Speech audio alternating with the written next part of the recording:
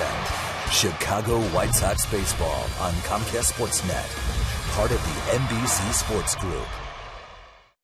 Power has returned to the south side in full swing as the good guys continue to roll it home.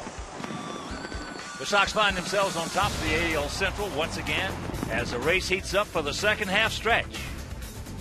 And today, Jake looks to complete the sweep of Minnesota before the road trip resumes. It's the White Sox and Twins next.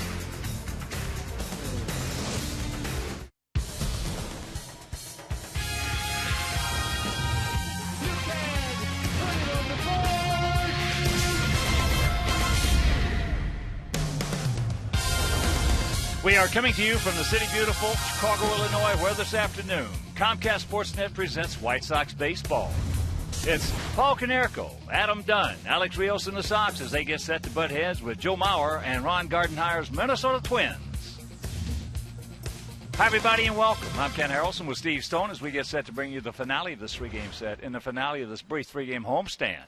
As you know, the Sox have taken the first two. We won the opener 7-4. Some home runs in that ball game, 3 of them. Gavin Floyd picked up the victory. Then last night we scored 4 in the 7th, 5 in the 8th, won that ball game 11-4. So trying for the sweep this afternoon with Jake Peavy. Jake Peavy's 7-7 in lifetime. He's 3-2 against these Twins. Now, Jake has thrown the ball pretty well, but not as well as he threw it earlier. And hopefully today will be a bounce-back game for him because the Twins are down there. And our mound opponent today is going to be Nick Blackburn. Blackburn 4-5 this year with an ERA up over 7. However, lifetime he's 9-7 against our Sox. Now the last time out against Kansas City, for whatever reason, he found the sinker. That's his bread and butter. And we saw him in game 163 in this ballpark lose 1-0 to John Danks and Jim Thome. He can pitch, although this year you'd never know it because it's been a very tough year for him. It's a good day to go for the sweep. It's red hot. The ball's going to be flying out, and we got a lot more power than they have. All right, sit back, relax, and strap it down. White Sox baseball coming your way.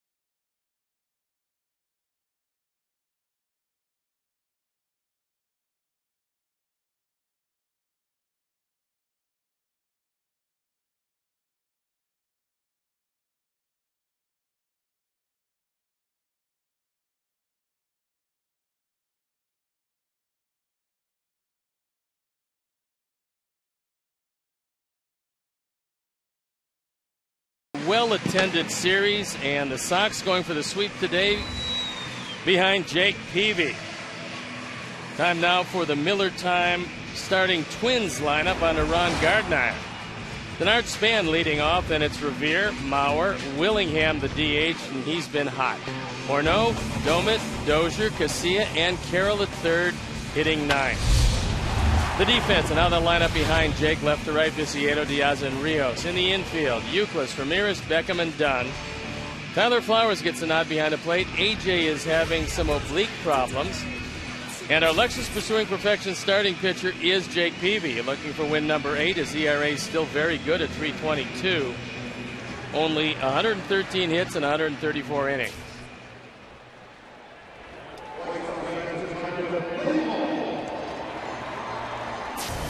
The umpires for the game, Angel Hernandez behind the plate, Ed Hickox, Chris Conroy, and Tim Timmons at third. So we're ready to play baseball. I'm ready to turn it over to my play-by-play partner, Ken Harrelson.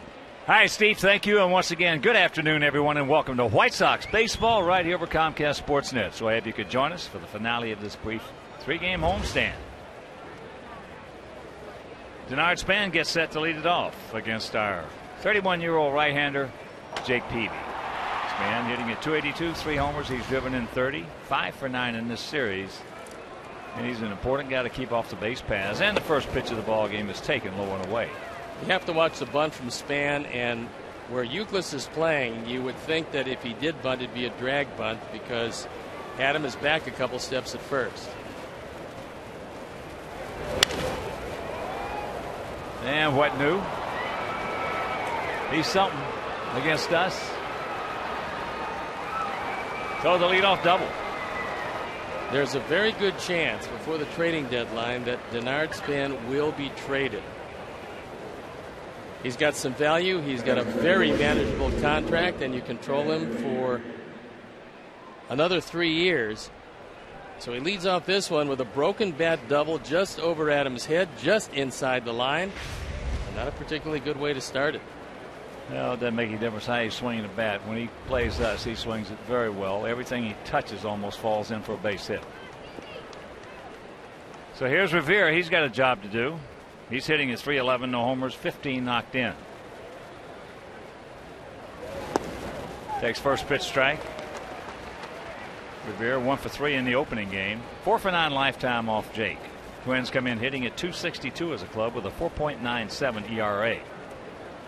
Minnesota 21 and 27 on the road, 19 and 30 at Target Field.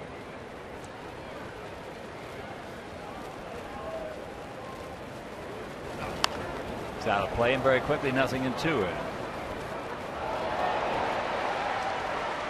Let's take a look at the swing from the side. And the fact that 4 times he claps his elbows together, actually 5 times. Wow.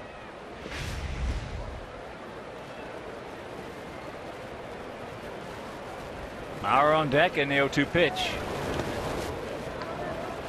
Blocked nicely by Tyler. Here at the ballpark, 330 down the left field line, 335 down the right field line, 375 in the gaps, and 400 straightaway center. Well, for Span, it's not exactly like Joe Morgan, but Joe Morgan used to use what he called a chicken wing, which was basically getting his left arm into his body, which told him to keep his hands back. It could very well be that Span using that same approach to remind him to keep his hands back. Good pitch, and fouls it off. This is the 9th meeting of the year between these two ball clubs. In the first 8, our Sox have won 6. Revere with that 8-game hitting streak in the low 300s during that time as Robin looks out over his ball club, and Gardy doesn't have a real good team this year.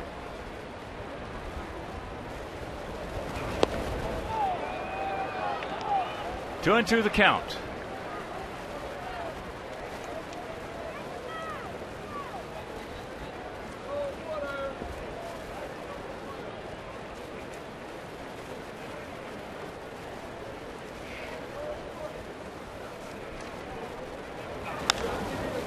Slaps that one souvenir left side.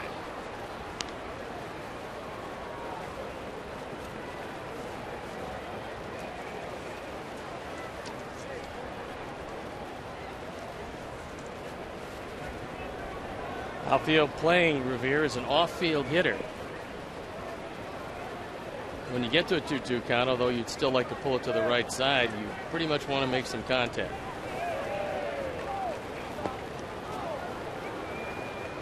At him 0-2, it is now full.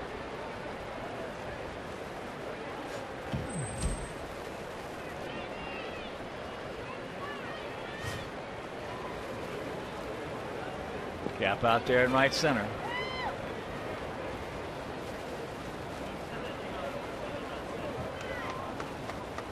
Payoff pitch.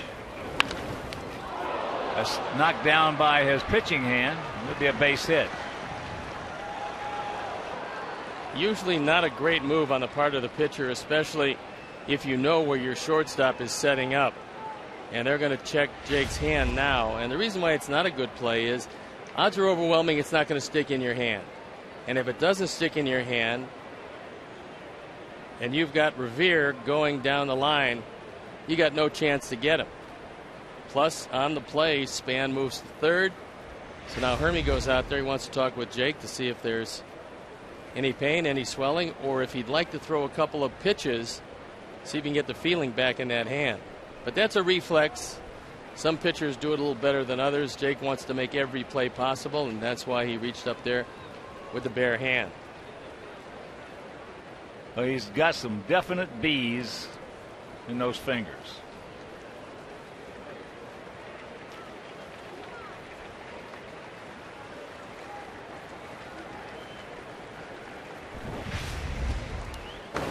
This is full speed, and this is how much time you have to decide. And for Jake, if he has any feeling in his hand whatsoever, you probably need a tractor to pull him out of there this early.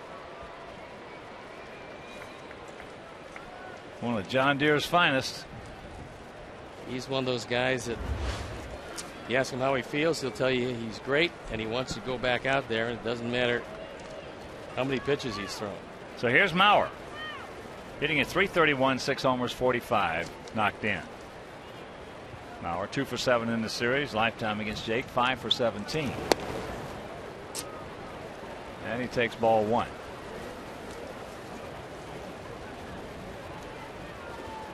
The Twins not the worst team in the division on the road, but close to it. They're 19-30. Kansas City 17-30. Oh, that's home, rather. Right. Excuse me.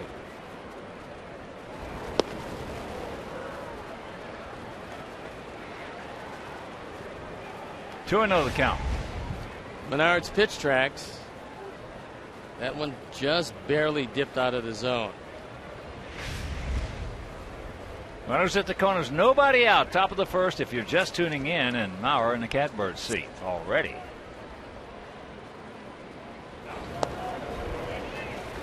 Will get me over breaking ball for a strike. Maurer's grounded into 19 double plays. The 20th would be welcome. You concede the run. Try to get out of this inning, giving up just one.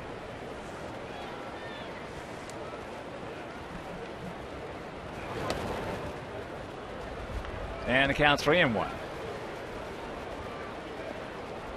If I'm Ron Gardner on this pitch, I send Revere.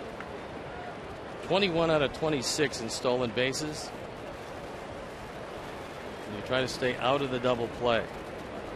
Jake's got a good move to first. He's got very quick feet.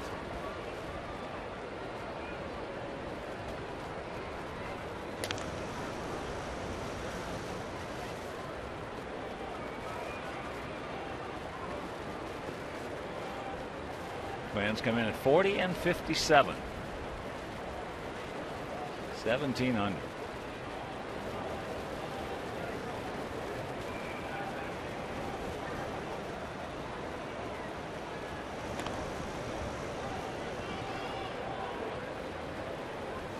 Three and 1 to count to Maurer.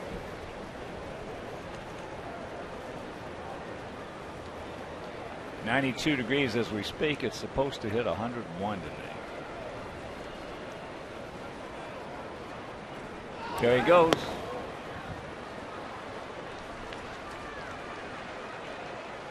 They did send him, but it's a moot point. Now the bases are loaded with nobody out.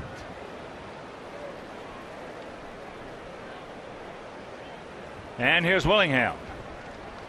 That 274, 25 homers, 72 knocked in. 2 for 9 in the series. Both those were home runs coming last night. Solo shot in the 4th, a 3-run blast in the 6th, and that put them up 4-2 in that ball game. And the Sox scored 4 in the 7th and 5 in the 8th to blow them out.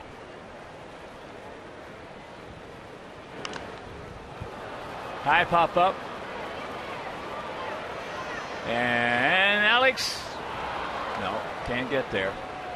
Too far to go.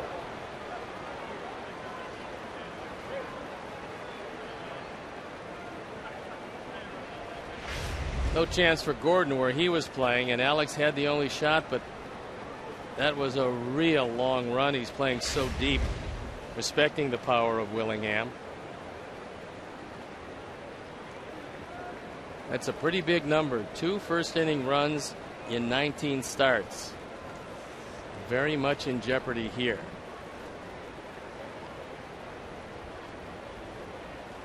Well, one pitch can ease the situation.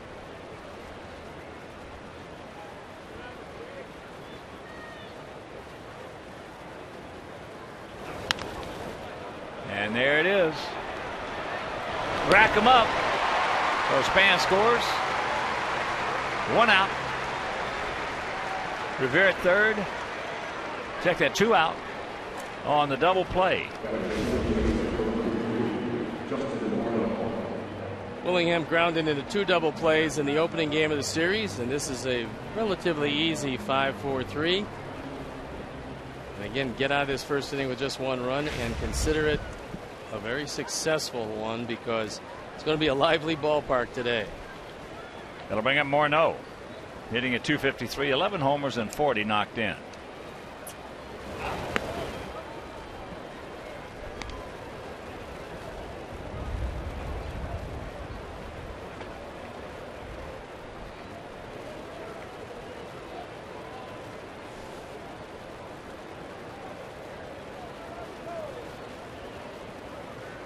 Morneau 2 for 4 last night, and 2 for 5 lifetime off Peavy.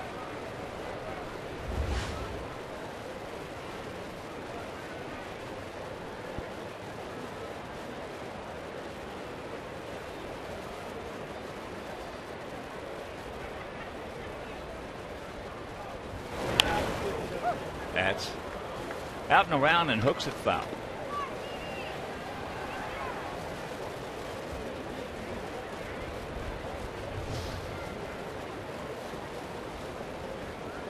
Pitch inning so far, but could be a whole lot worse but for the double play ground ball.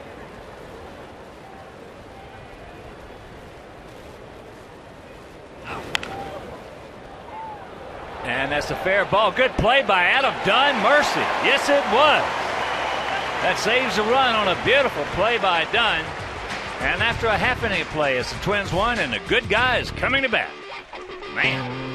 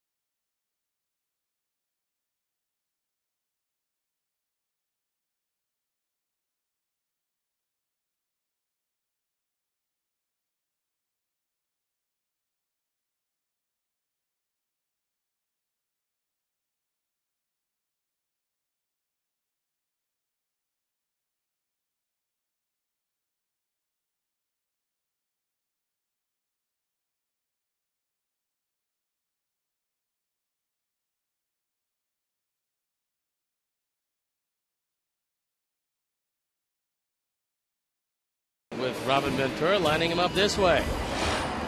Piazza leading off, then it's Youkilis, Dunn, Konerko, Rios, Ramirez, Viciedo, Tyler Flowers once again behind the plate, and Gordon Beckham at second. The defense, DOUMIT, Span, and Revere left to right with Carroll, Dozier, Casilla, and Morneau. Lauer behind the plate, and our Lexus Pursuing Perfection starting pitcher is Nick Blackburn. Having just a bad year this year, ERA of 7.5, record 4-5. This is his 15th start. And here's Diazza. Before we show you our picks to click, you at home select yours as he takes first pitch strike. Alejandro hitting at .279, 6 homers, 37 driven in. 3 for 7 in this series, but that doesn't tell the whole story. He's hit the ball hard. Well, that's high into right center field. Got a man there for 1 out. All right now let's check out our Farmers Insurance picks to click. Jim Angier, our director and crew. Well, they went with Ramirez. He's going with Viciedo and Ryan, Val, and all the great folks at Windy City Live. Danny Barbosa. We're going to go with Kevin YOUKILIS, who's at the plate right now.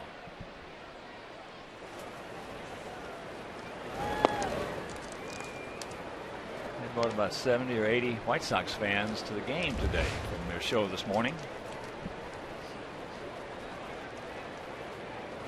Tailgated outside, and that was catered by who else? Levy Brothers. The great food they put out. Mark Zucker. They do a fantastic job.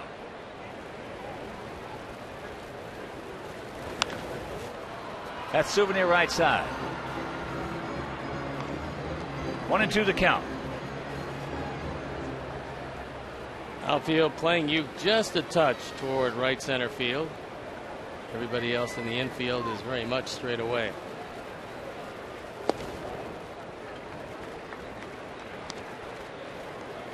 Blackburn is a sinker baller. He'll live and die with it. Last time out against Kansas City, he threw the ball probably as well as he's thrown it all year. Full count.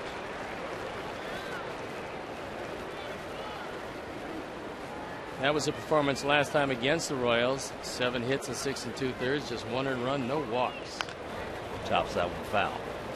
And ideally, you'd love to get to that sinker baller in the first couple of innings because it doesn't work quite as well as it will work later in the game.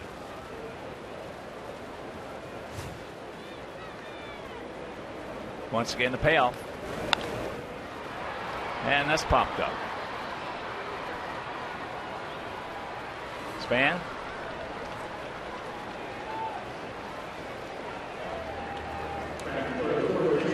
Time now for the Illinois Lottery Anything's Possible replay, and it was last night in the 7th inning, 2 runs down, and Adam Dunn against Robertson ties it up with home run number 30. He's driven in 71. And it's as damaging a 210 as you'll see from anybody in the game. Breaking ball strike. Adam 4 for 9 in the series with 2 homers and 6 RBIs.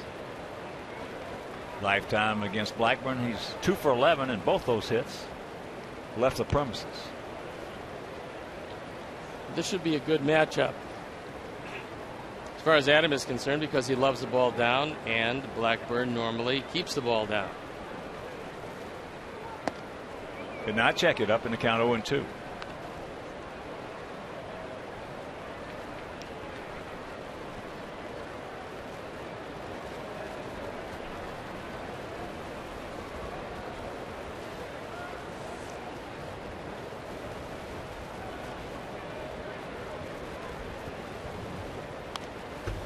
Ooh, he got a cookie and couldn't do anything with it. Menard's pitch tracks will show you that ball on the inside part of the plate was a strike. But I think Adam would like it outside a bit more. Checks it up.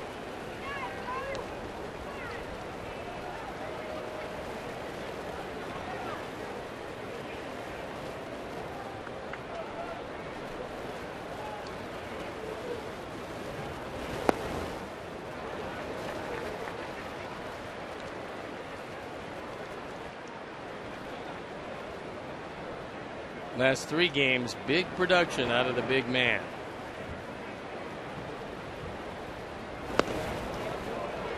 And a full count with Paulie on deck.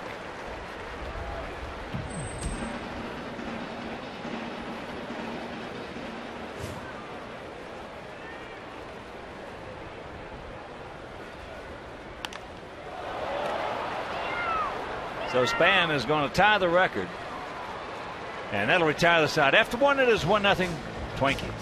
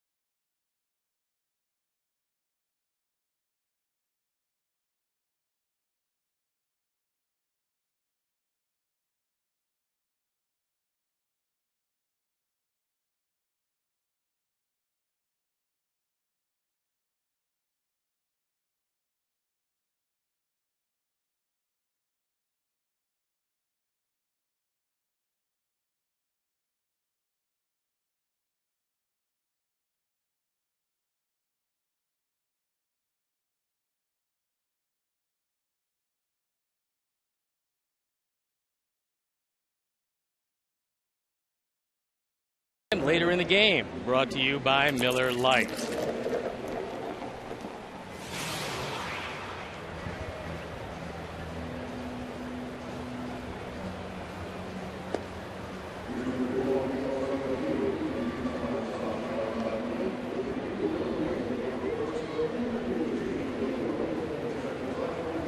A very warm day down on that field. And here in the second inning, it'll be DOUMIT, DOZIER, and CASILLA to face our Jake Meister.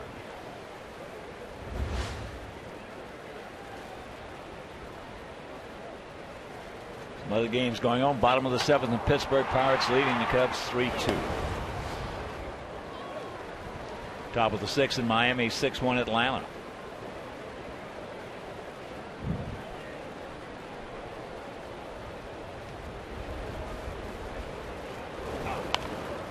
Oh, and 2 the count.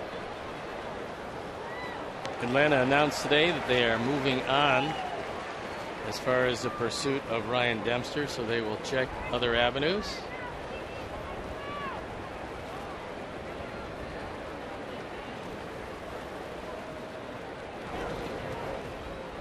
Well, Ryan is a 10-5 man.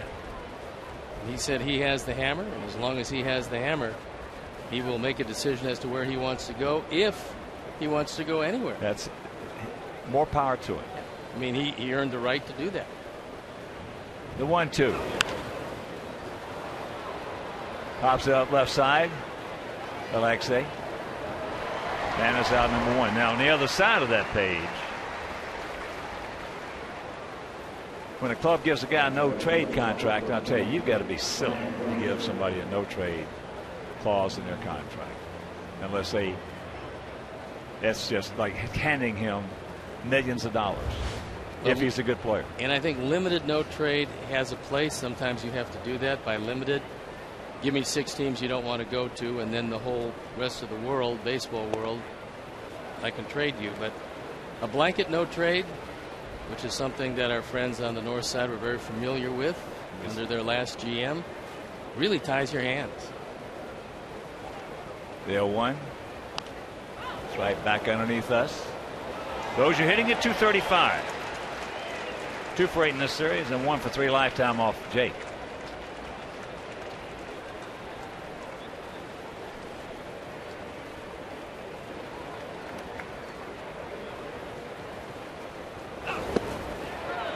He gone.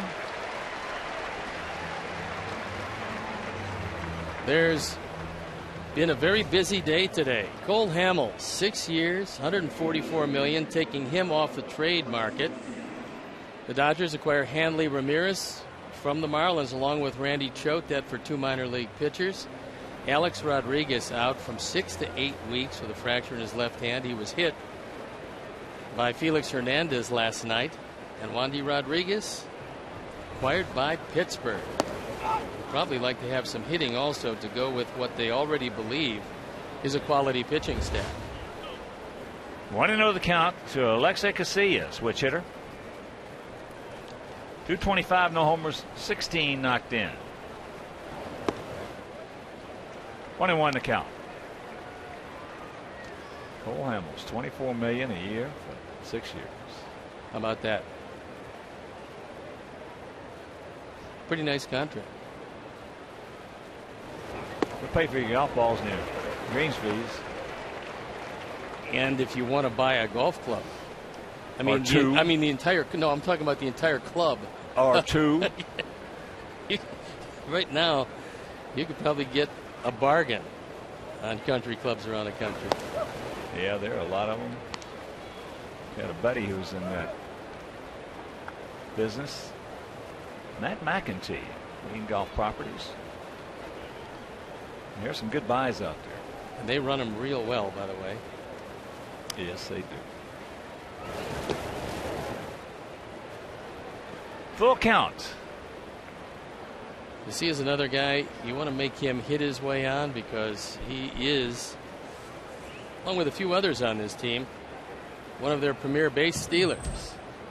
Jamie Carroll in the on-deck circle. 2 out. And the payoff pitch. And that's chop foul. 6 years, $24 million a year. Well, what that does for some of the pitchers still left on the market and being offered around is it raises their value. It elevates it almost to some couple of cases. It eliminates teams though, because of that elevation of their value. Well, knocked them right out of the bidding. I'm not telling you, I'm talking of buying him, but for instance, Zach Greinke now becomes much more valuable. That's what I just said. Yeah. Because he's gone. That's going to knock a lot of clubs out of the bidding for Greinke. 1-2-3 inning. After an inning and a half, 1-0 Minnesota.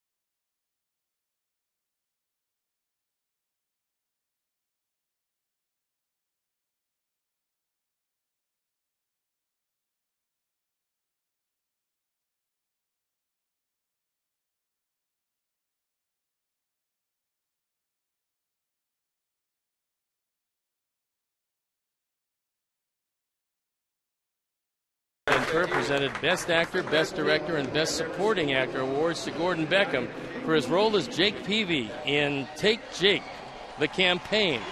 Paul Konerko and Jerry Reinsdorf. Reinsdorf then presented the Real Awards, a bronze catcher's mask to A.J. Przinsky for catching Philip Umber's perfect game, a specially designed ring for Umber, and a silver and black ring for Paul Konerko to commemorate his 400th home run. Presenting rings to celebrate events like 400 home runs and the perfect game is a tradition that Jerry started many years ago with Mark Burley and Frank Thomas. And I would say, get one ready for the big man who sometimes plays first and sometimes DHs, because he's knocking at the door of 400. 0-1 to count to Paulie. Paulie didn't like the call. Don't blame him. Paulie at 336. 16 homers, 48 knocked in. And that a lot of times is the result of that first pitch strike called. Protecting out there. Now you're quickly in the hole 0-2. Paulie in the series 7 for 8 with 2 homers and 4 knocked in.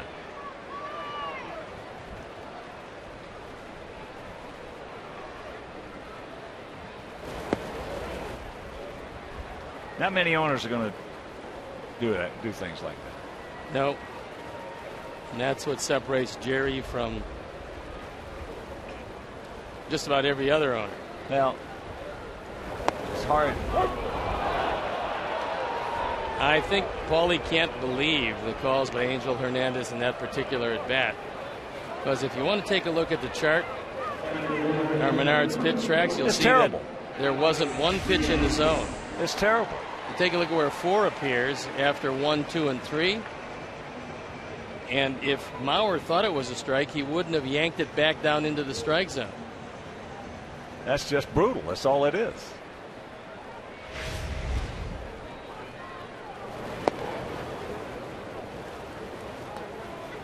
When you're bad, you're bad. It's just that simple.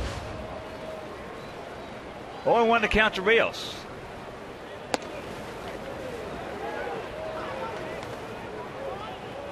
Right now, Blackburn is very vulnerable because he's getting everything up.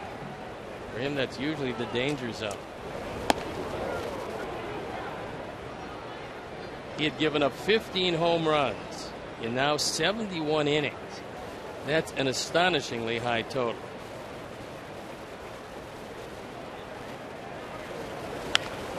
Out and around that in the count. 2-2.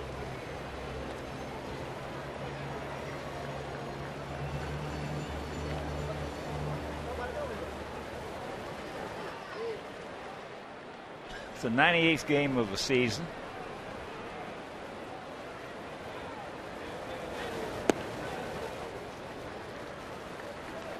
And the count goes full.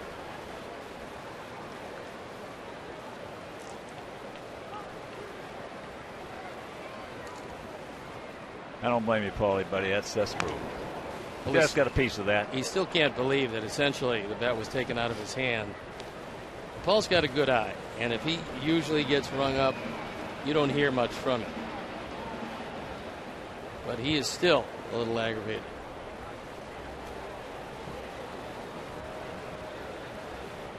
Payoff pitch.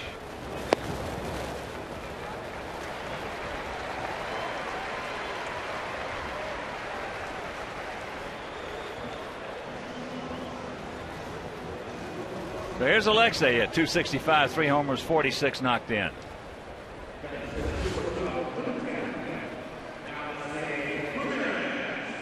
Alexei, 2 for 8 in the series with a 2-run homer. That coming last night.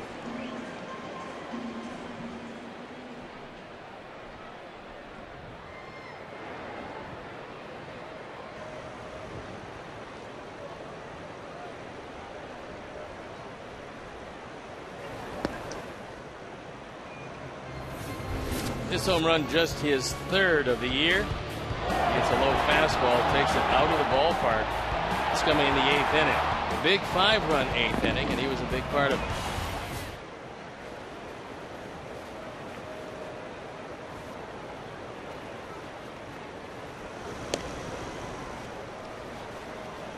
Runs batted in have been very good for him to this point. But you have to believe that he'll find some way to get to between 12 and 15 home runs before it's over, despite the home run drought early in this season. First and 30, Alexei. Let's get some points.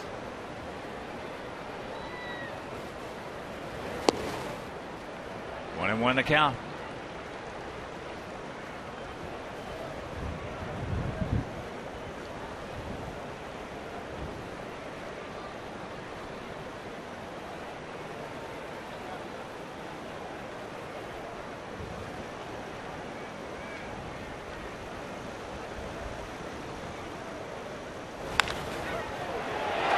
There's the bullet that Dozier had no chance on. Now, ALEXEI on his way to second. Safe. A hustle double. Well, the biggest difference is that before the game, there is no doubt that they met with the ball club and they talked about running on DOUMIT in left field. This ball actually completely fooled Dozier. It was hooked. It was hit so hard that he goes to his left, and that ball just hit like a bullet, bounces to his right. And DOUMIT gets to it, but he doesn't have the quickness. You see the catcher's throw. That's what he is. He cocks it behind his head, and that's why ALEXEI was able to make it into second. And here's Tank. At 256, 15 homers, 46 knocked in. Had a big two-run single last night. Takes it right there.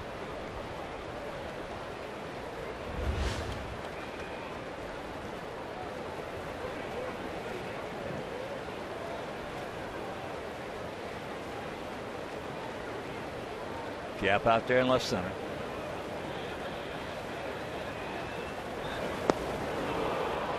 And the count 0-2. I would say after seeing that particular swing, he's likely to see another slider.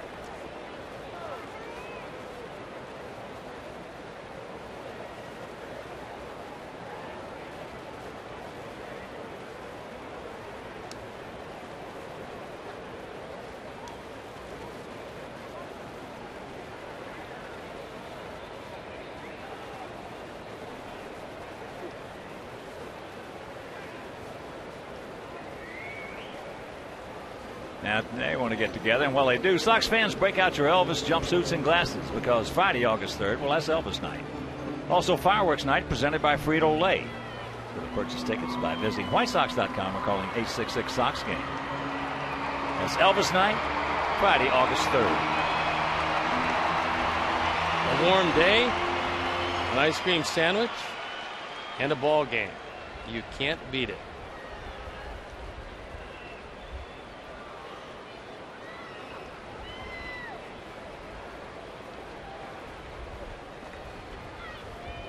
Tank in the big hole, 0-2 with Flowers on deck. And that's out into short. That's going to fall. Now they're going to wave him around as he will get there. Here's the throw to second, and he's safe. 2-1 Sox. Well, I'm not sure who exactly decided that an outside fastball after looking horrible on a breaking ball was a good thing. But Tank loves the ball away, and nobody was happier than he was when he saw the fastball. He's in the 0-2 hole. Blackburn throws a fastball. It doesn't sink, and it's not a strike, but it doesn't matter. It's a fastball away to Tank. And it goes as E8, but there's no doubt that the 2 runs would have scored, so we're going to give him 48 driven in this year.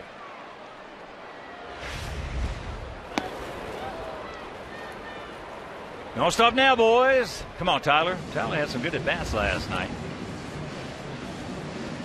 He's 1 for 4.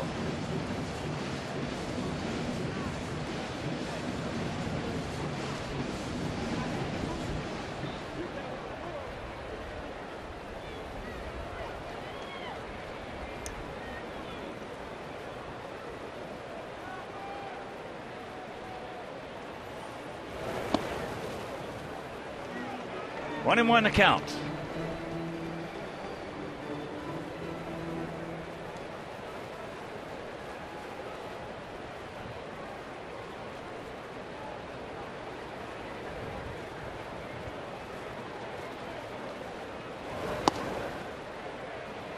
And 2-1.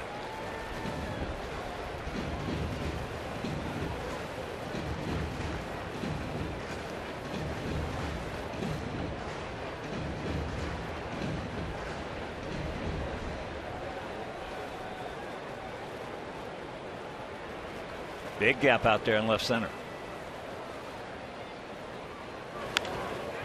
Softly hit. Then they get him. So not a good play by Tank, but meanwhile, He gets a pair of RBIs, and we'll go to the third, leading 2-1.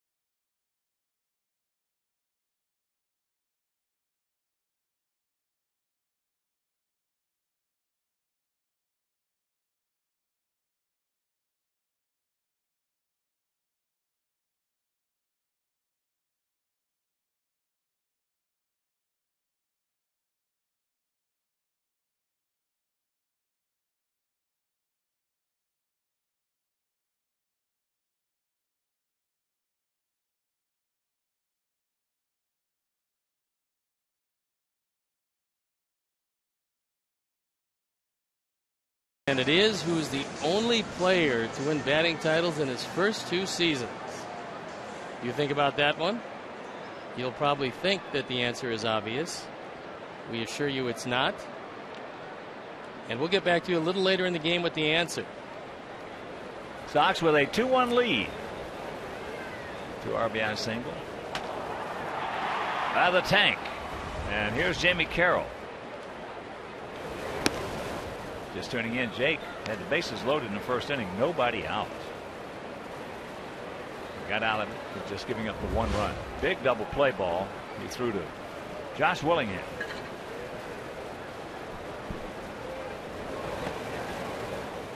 Two 2-0 the count.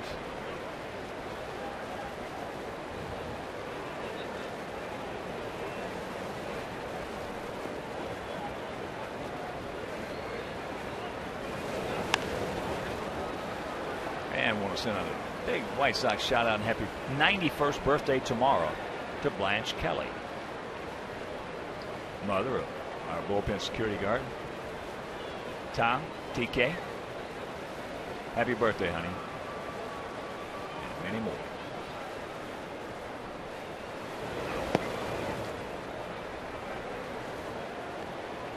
Three and one to count.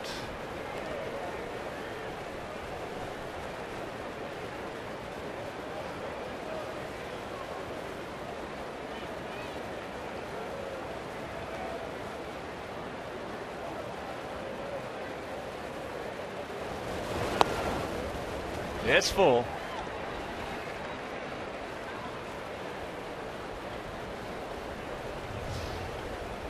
Mercury slowly rising. It's at 93, and Jake's at 40 pitches.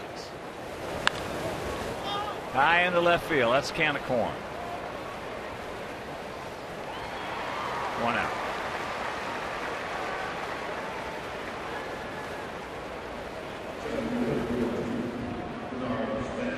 They'll bring up DENARD Span, who had a broken bat, duck snort double just over the head of Adam Dunn, and he came around to score in the first.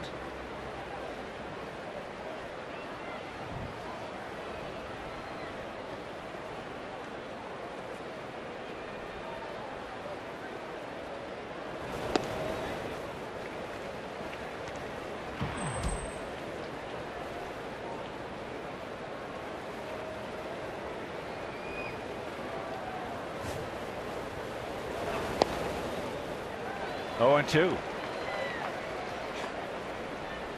Span a lifetime .285 major league hitter, and he's at 284 right now. Well, he's a bona fide major league center fielder. 2 down. So that'll bring up Ben REVERE, who had an infield single. And if you want a fantastic White Sox experience, well, just check out the Comcast Fundamentals deck at US Cellular Field. You can interact with White Sox trainers, run the bases at the wiffle ball diamond, and test your swing at the batting cages. You're always at the center of the action with Xfinity, only from Comcast.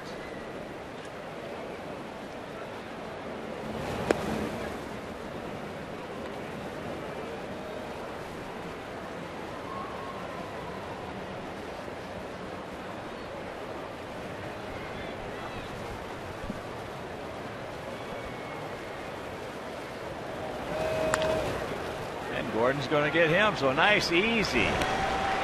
1, 2, 3. That is 8 in a row retired by the Jake Meister.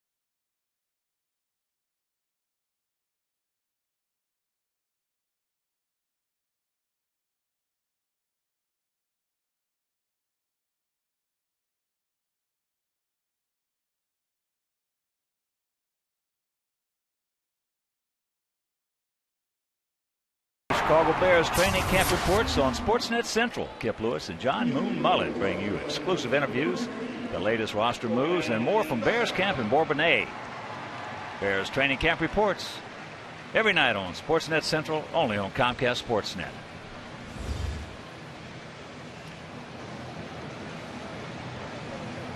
Here's Beckham. Gordon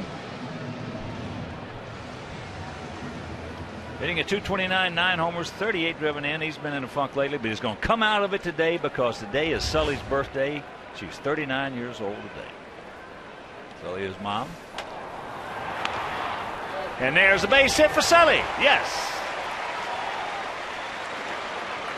Happy birthday, Sully.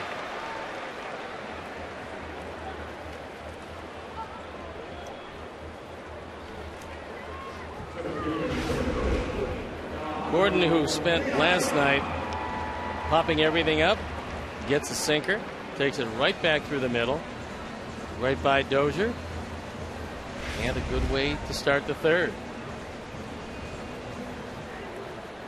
Here's Diaz. He went out to his counterpart, DENARD Span.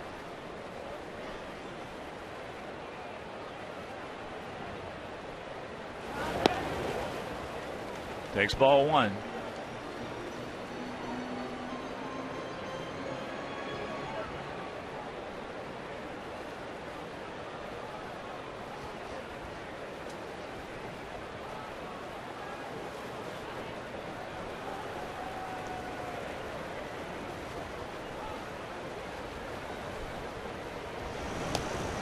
Sox will conclude this game, this brief 3-game homestand. Have an off day tomorrow. Head on down tomorrow night, down to Arlington, Texas. 3 with the Rangers. And head up to Minnesota, 3 with these Twins before coming home for a nice homestand.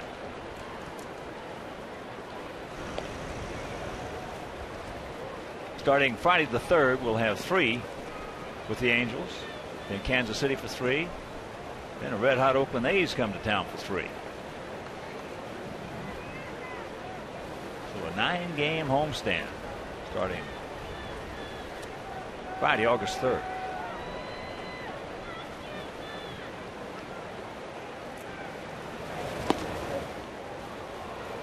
Takes the strike.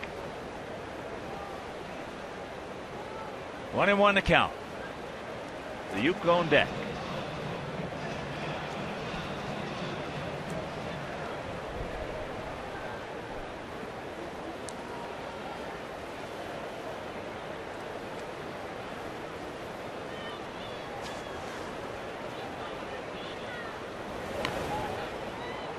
Fouls it off.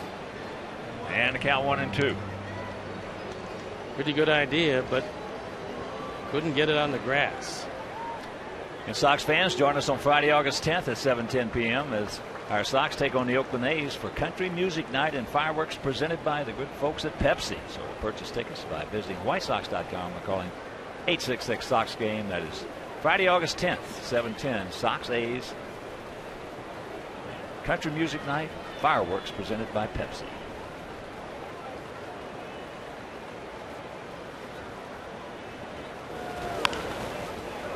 And that's in the hole. So Gordon will make the turn. He'll cruise on into third base.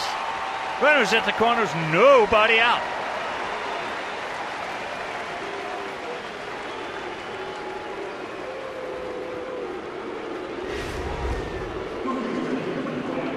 It's Morneau at first. Even though he was well off the bag, he couldn't come up with this one.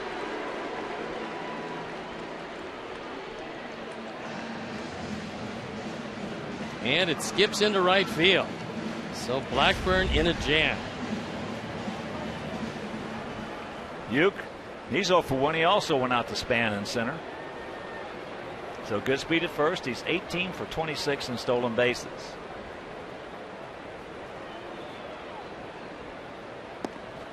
And Adam Dunn was saying how that Alejandro Diaz is the best leadoff man that he has ever played with. What a season Alejandro has had. When he gets on, I mean, he's driven in 37, but when he gets on, he usually finds a way to score. Good things happen. And he's been catching everything out there in center, right center, and left center.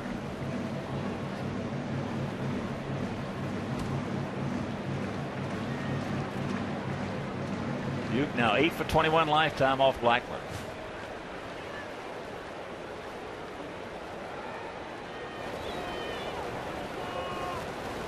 Just a decent lead by Alejandro. Uke.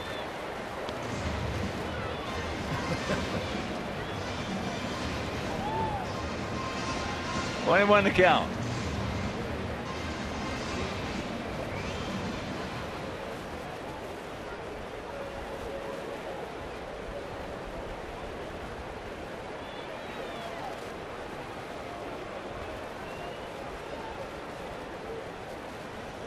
There he goes. Got to jump. Picks up number 19.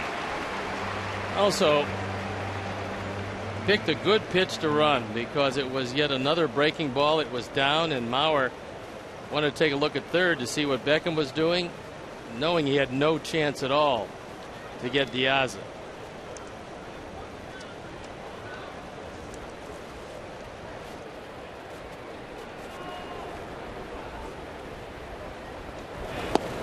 Two and two.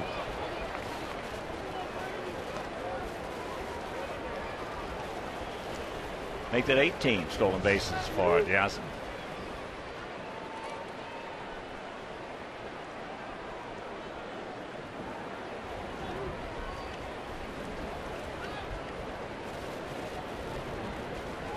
Come on, you. Got to grind it out with him, buddy. Right here.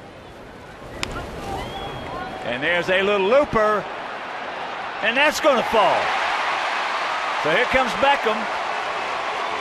Diaz to third, and it's a 3-1 Sox lead. The Uke Meister.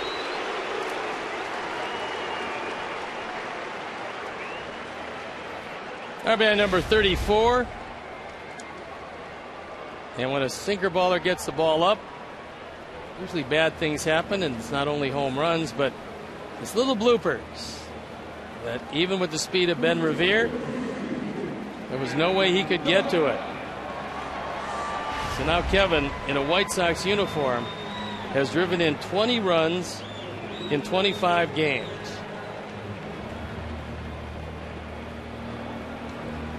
And here's Adam. Adam also went out to Span to end the first inning.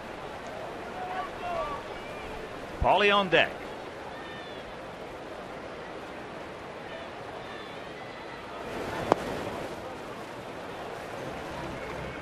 Takes low ball one. That's the ranks in the major leagues. Home runs. Tied for fourth in runs batted in. First in walks.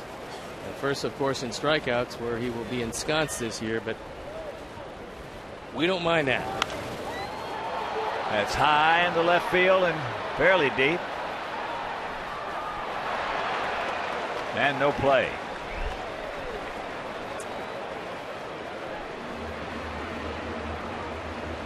DOUMIT goes over in the corner on this ball, slicing away, but can't come up with it.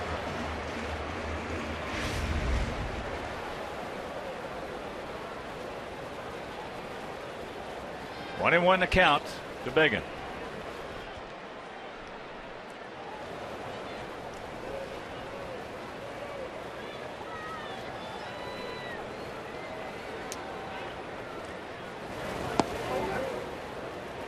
Two and one.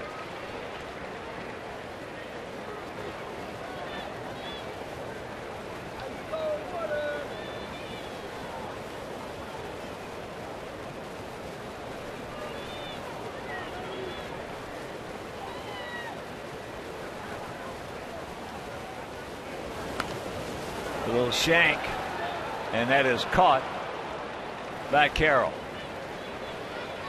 So one out.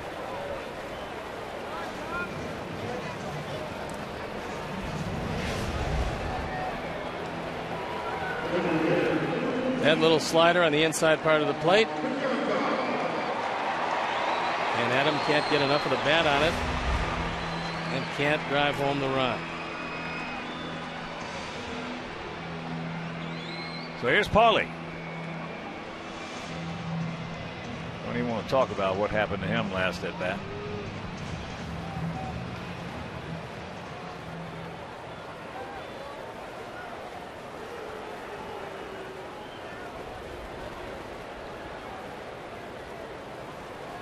Short lead by Uke. That ball hit hard. Downs it tagging. He will score. DOUMIT thinks there's 3 outs. Yeah, somebody should tell him that he best get the ball back in, because he was head down running straight in. Uke thought about going to second base, but apparently the screaming on the part of somebody in the infield woke up DOUMIT and left. And that is one of baseball's embarrassing moments. Paulie drives in his 49th, and DOUMIT believes that that's it. Inning over. Only going to play 2 outs this inning.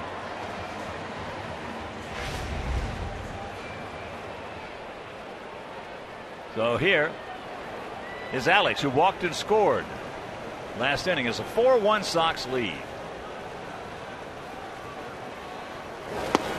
Takes first pitch strike. What was the most embarrassing thing ever happened to you?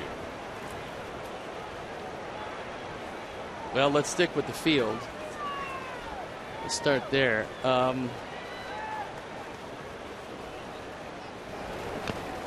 Fouls that back, and the count 0-2. I had a shutout going with 2 outs in the 5th inning, and a guy named Norm Miller hit a 1-hop rocket off my shin. And you know, I hadn't qualified for the win yet, so I was limping around and hobbling around. Trainer came out and all that kind of stuff. So finally convinced him, despite this little goose egg on my shin, that I was perfectly capable of going back out there, which of course I did. And on the next pitch, Bob Watson hit a home run. That's going to be a foul. So And it was the first pitch. I mean, there was no drama. There was nothing else. And the shutout went by the board. The goose egg stayed there. And after that inning, they went to put ice on it, and that was gone. No decision. 2 out, 0-2.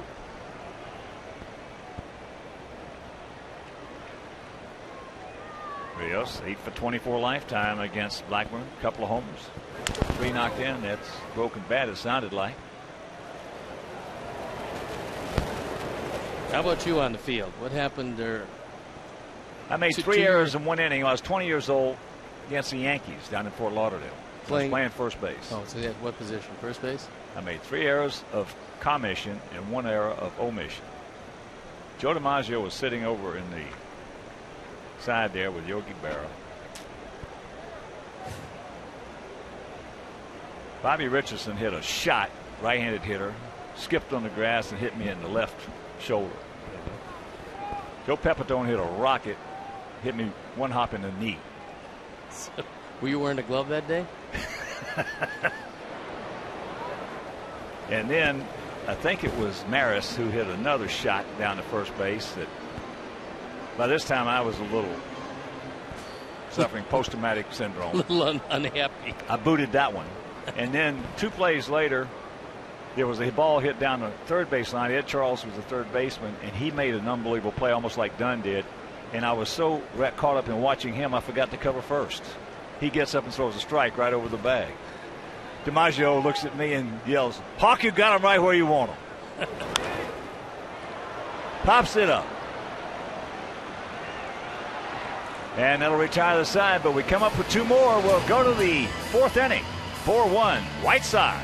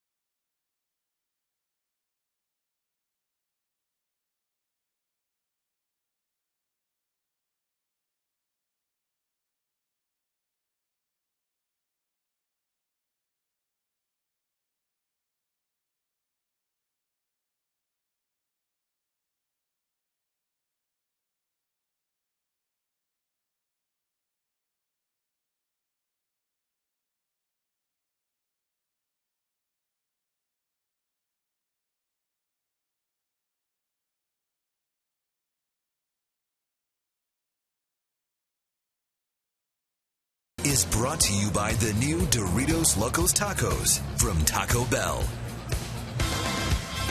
And Saturday, August 4th at 6:10, our Sox take on the Angels. Now, the first 20,000 adults aged 21 and over will receive a beer vendor bobblehead presented by Miller Lite. So for tickets, call 866-SOX-GAME or visit whitesox.com. Saturday, August 4th, Sox Angels. First 20,000 adults, 21 and over. That beer vendor bobblehead presented by all the good folks at Miller Lite.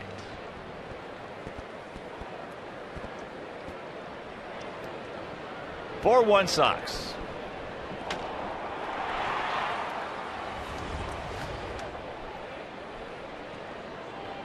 Joe Mauer will lead it off here in the top of the 4th. Takes first pitch strike.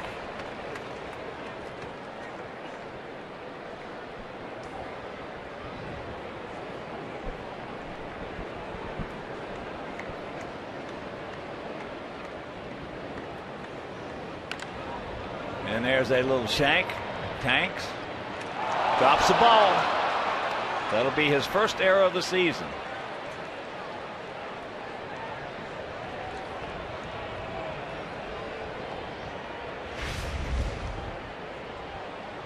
Here's an example of one where you just lose your concentration. He had the play. It's dropped out of the glove. Hit the heel, rolled all the way down and out.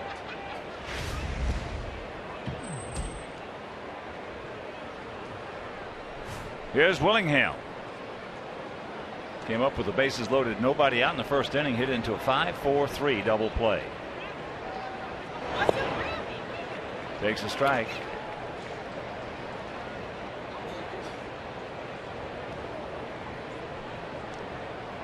VICIEDO making the move from right field to left field this year. Spring training had some problems, but since the season started,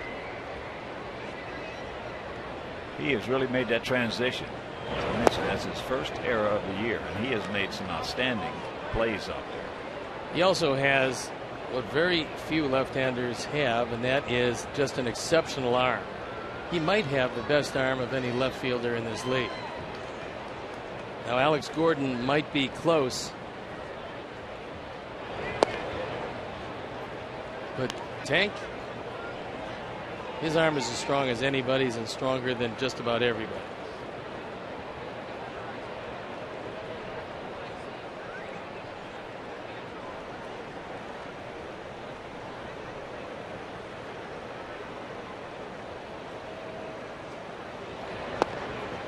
Jacks it up. And the count 3-1.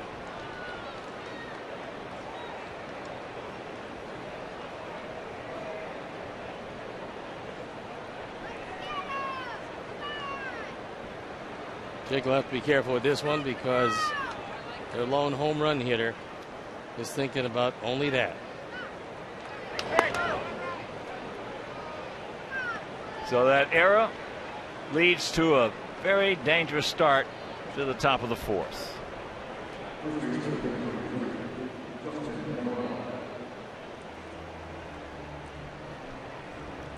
Two on, nobody out, and here is Morneau. Highway robbery, what happened to him the first time up. Adam Dunn made just a spectacular play at first base.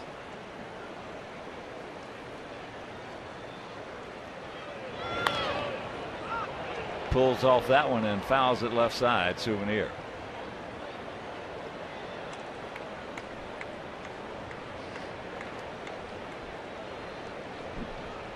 Nice crowd on hand. Monday night we had 37,788.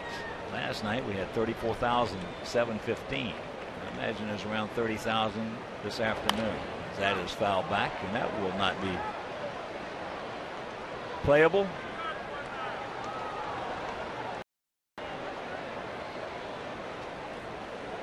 Get a final now from PNC in Pittsburgh. Pirates beat the Cubs 3-2. Dempster the loser, 5-5 with a 2.25 ERA.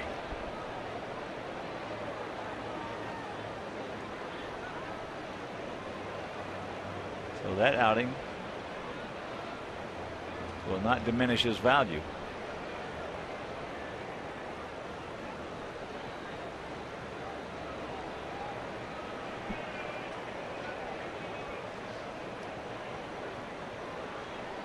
Again, going back to the Cole Hamels scenario, his value just with the signing of Hamels to that $144 million contract for 6 years, his value just went higher. And that's going to be fair ball. And it's now they're going to hold Willingham. So trouble of brewing on that error. The walk and now the double. It is 4-2. Ducks on the pond, nobody out. In a different scenario, Willingham probably scores on this, and he probably scores without a play. But with nobody out, there's really no reason to take that gamble. That ball just fair by an eyelash, and for Morneau, RBI number 41. So it's a 2-run lead, and Jake's still in some trouble.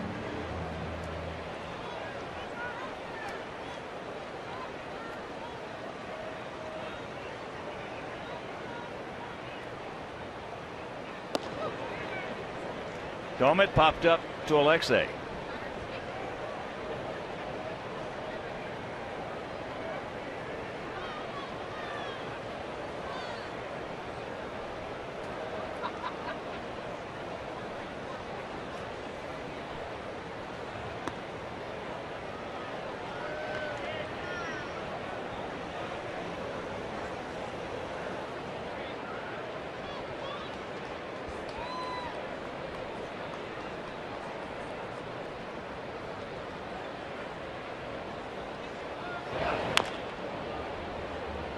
Trying to hook it to get one in and one over.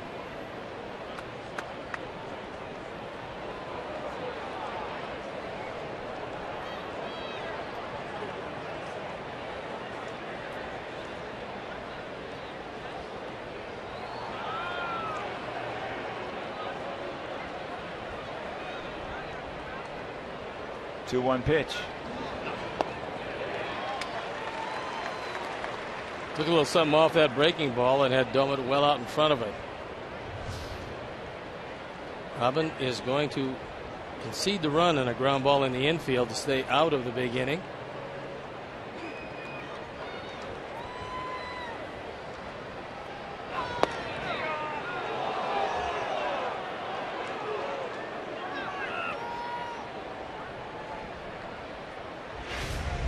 Arbimo Harris pitch tracks. And that ball did not have the corner. Jake wanted to come back just a little bit more. Didn't get it there. He gone. Big strikeout. One down.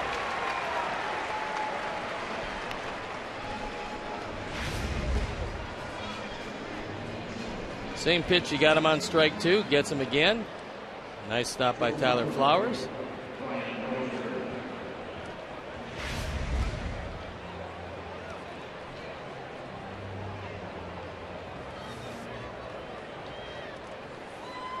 So here's Dozier, struck out back in the second inning.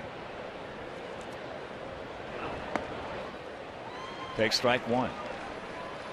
Dozier's a pretty good bunter, and because of that, they're playing him in at the corners, which, if you're not bunting, is a tremendous advantage. Both YOUKILIS and DUNN even with the bag. And very quickly to count 0-2.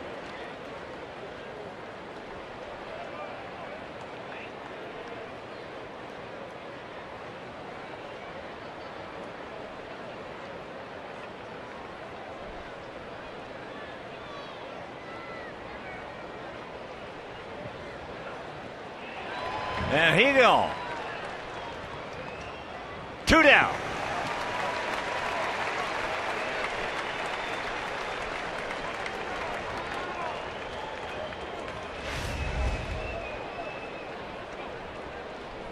Another slider, this one in the dirt. Tyler does a nice job again, not only corralling it, but taking a long look at third base.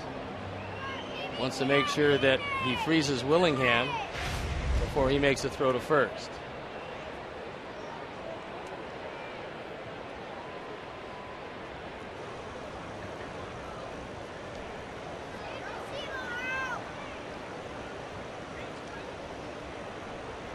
Had him talking with Jake Peavy about the coordination if Casilla has a drag bunt up the right side.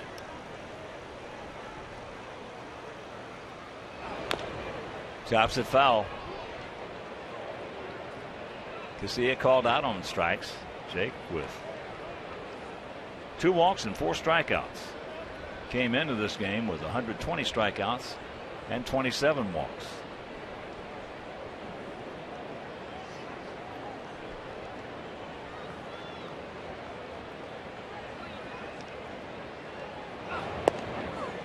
Breaking ball back door and the count 0-2. And this is one of those outs that the pitcher, as a rule, has to get 4 or 5 of these during the course of a ball game, unless it's a blowout,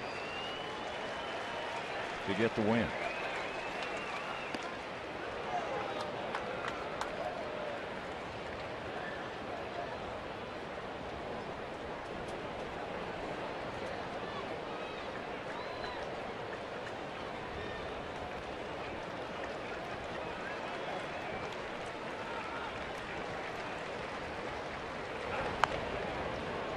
And that's a foul ball. And that's a good thing it had that kind of spin on it. Because there was no way you're going to get Casilla on this one. Off the end of the bat.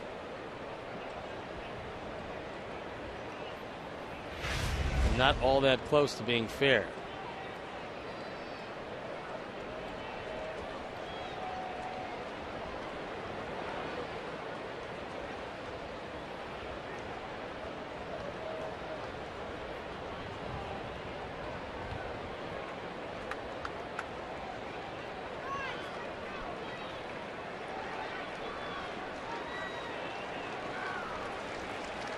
The 1-2. Turns it over. 2 balls, 2 strikes. Jamie Carroll on deck.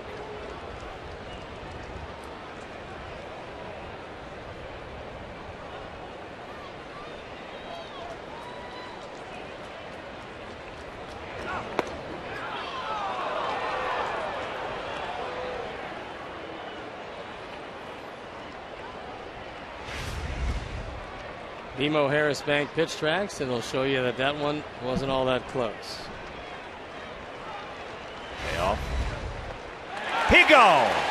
Terrific job by Jake Peavy, giving up just the 1 unearned run. And we'll go to the bottom of the 4th. It is 4-2 White Sox. Attaboy.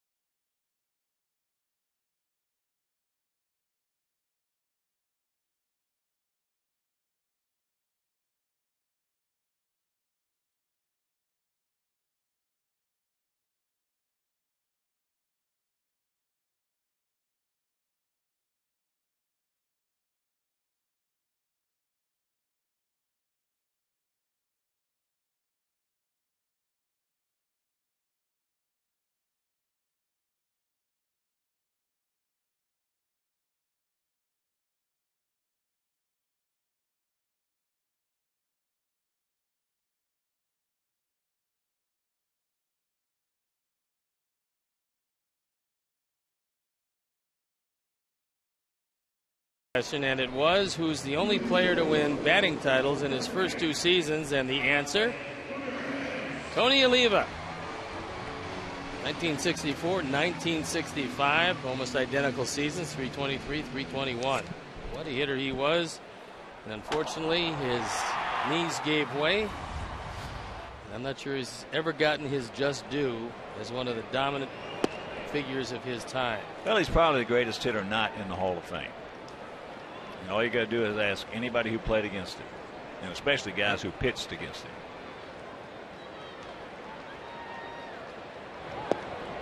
Hit 4-something one year in the minor leagues.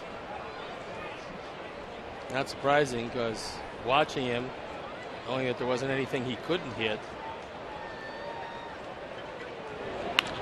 Attaboy, ALEXEI serves it out there in the left center field. Span quickly gets over, and ALEXEI with a good hard turn pulls up.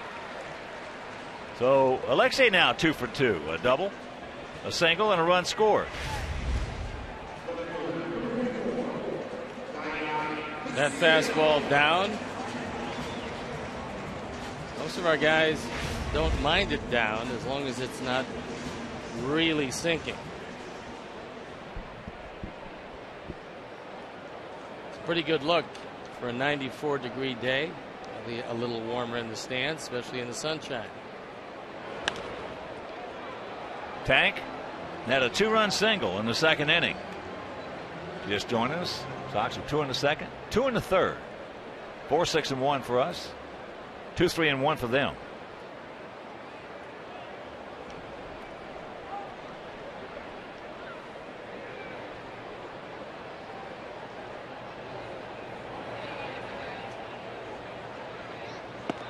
Jacks it up. He did not go. 1-1 the count.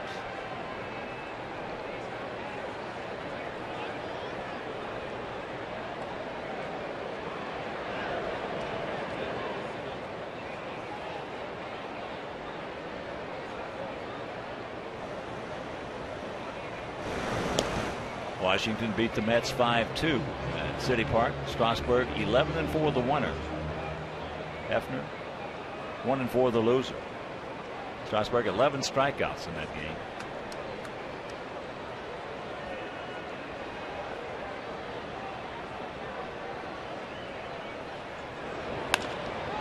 That ball hit high and deep. Stretch, stretch, stretch. You can put it on the board. Yes. Yes. He just muscled that ball out of the park for his 16th homer, and it is 6-2. It's all good. 4 driven in by Tank.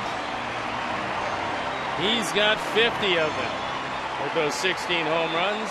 Went right over the 400 mark, and it's a 4-run lead. 4th home run replay. Blackburn got the sinker up, and it cost him another 2. Well, you know, Tank was absolutely grinding on that at bat after making that error and putting Jake in a jam. But Peavy pitched out of it. Well, he's driven in 4, so Jake probably not that unhappy at this point. No.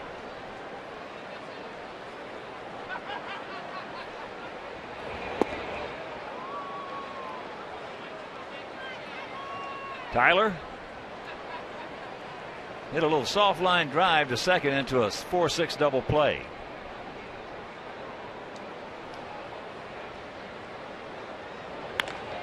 And there's a shot right at Span, who misjudged it. And now Tyler on his way to second. He will get there with his 4th 2-bagger. That ball was just absolutely scalded. Well, it was hit so hard that it went out there like a knuckleball, and Span thought he had the right angle on it, only to see that ball drift to his right.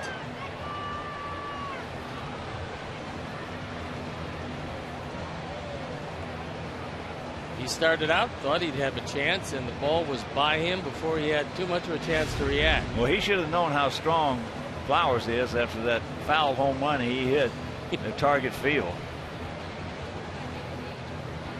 Now, that foul ball he hit in target field is the longest ball I've ever seen hit in that park.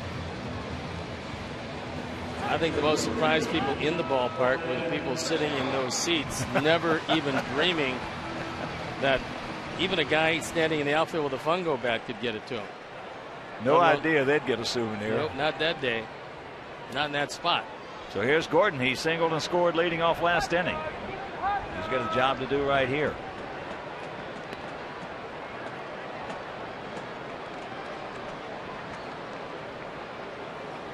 There's 11 strikeouts by Strasburg. 4th double-digit strikeout game he's had this year.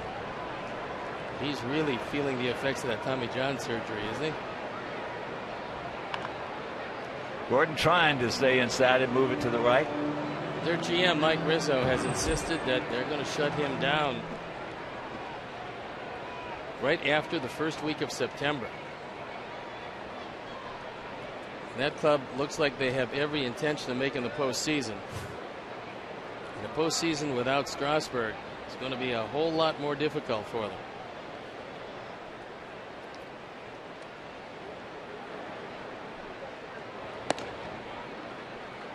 Up high, 2-1.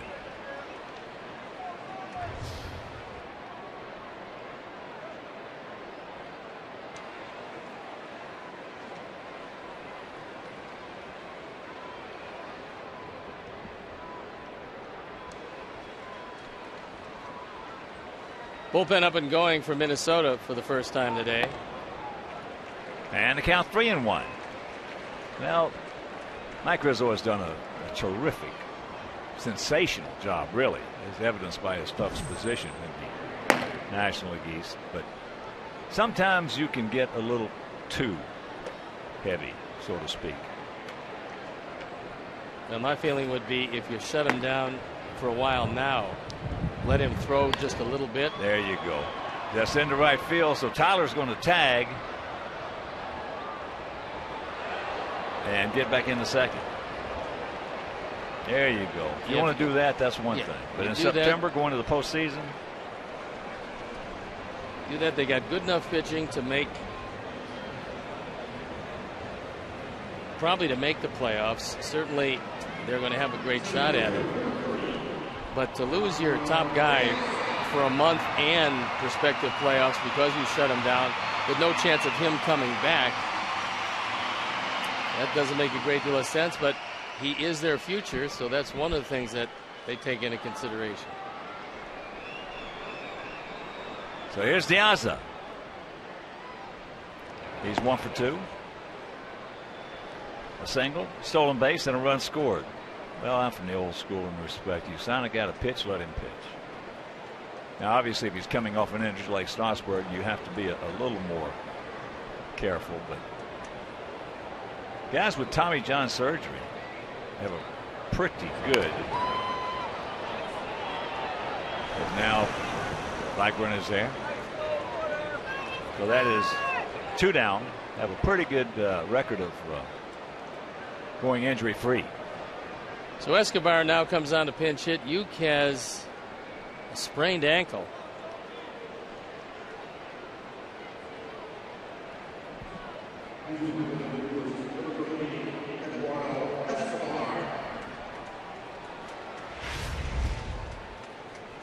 Watch Uke as he's going around first base, and right there you can see the left ankle turn. He reaches down, grabs it, and we can only hope that it is a slight sprain of the ankle. Eduardo can't get the breaking ball.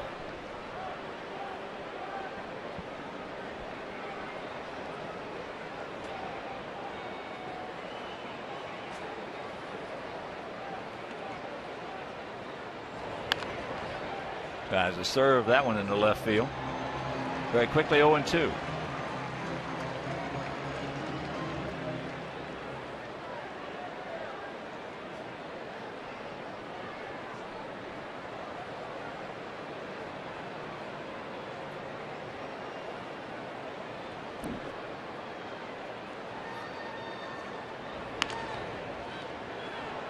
And that'll do it. But the 2-run homer by the Tank. And Viciedo will go to the 5th, leading 6-2.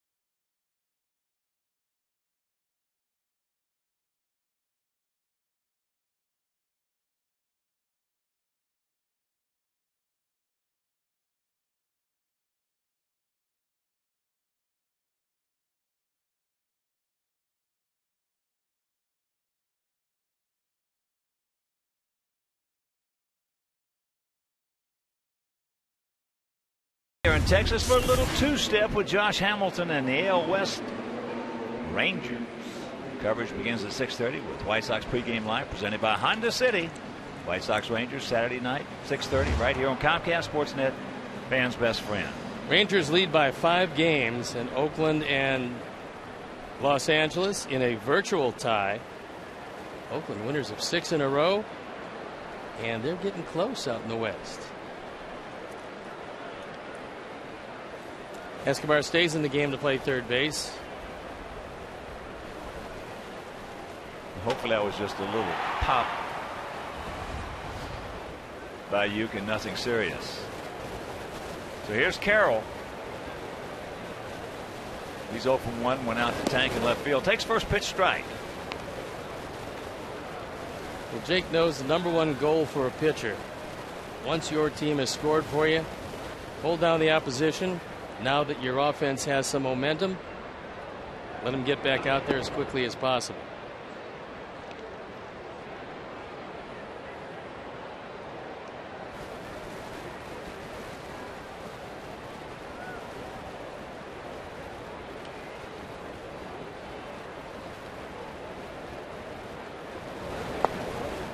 And the count 1-2. Jake reached back last inning. Struck out 3 in a row to get out of what would have been a huge inning for the Twins.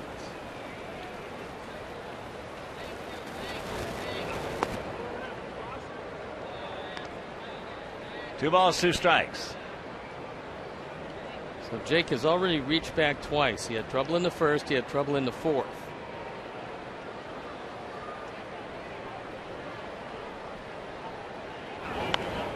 Shanks that one. Getting back to Strasburg, though, he does not want to go along with that plan. As he said, they're going to have to rip the ball out of my hands. Well, you can't blame him. He feels very good. He's still very young. He's come back 100% from the surgery. And, you know, there's 2 schools of thought in that. Strasburg knows what he feels like, and Washington knows what Strasburg means to them over the long haul, not just this year.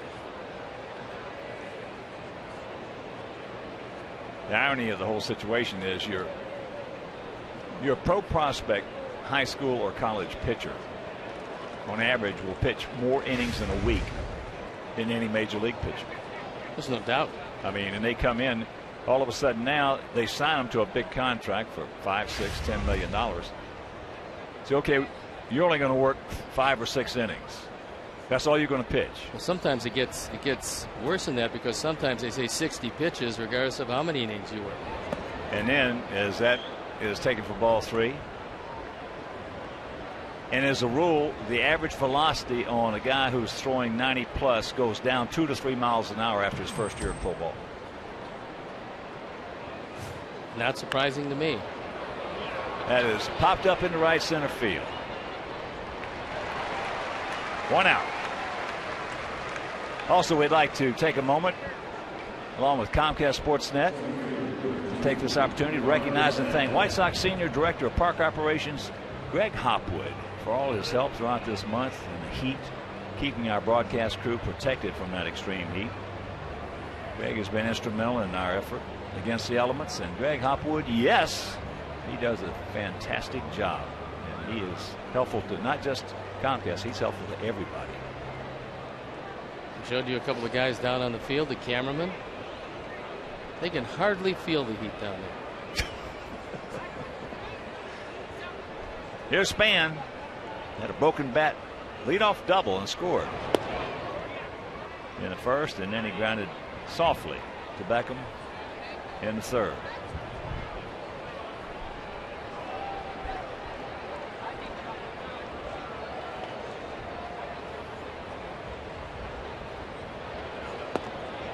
And so the Bertucci boys. Couple innings to go. Bobby, Bruno, Anthony. Don't forget about Giggs. And Giggs, his birthday today. 41 years old. There's a strike. Jake has done a nice job and getting that backdoor breaking ball for a strike pretty much whenever he wants it. That's how he struck out the biggest out of that inning, which was DOUMIT. The first strikeout of 3.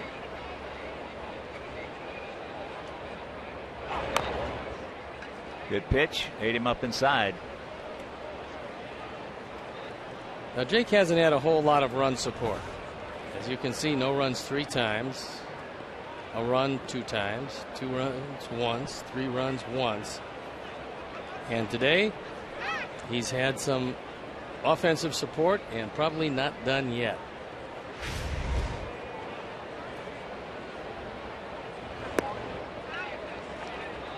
Turns it over way outside, 2-2. 6-8-1 for us. 2-3-1 for them.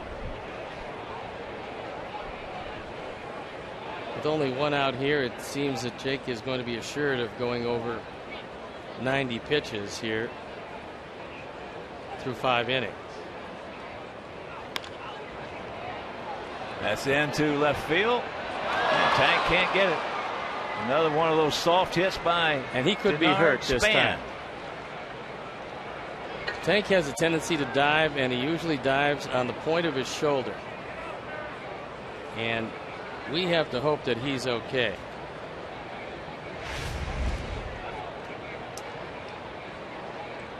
He can't get to it.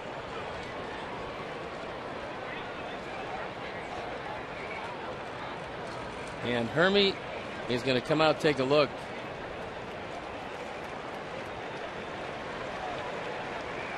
He's walking away like he's all right. Maybe just the wind knocked out of him.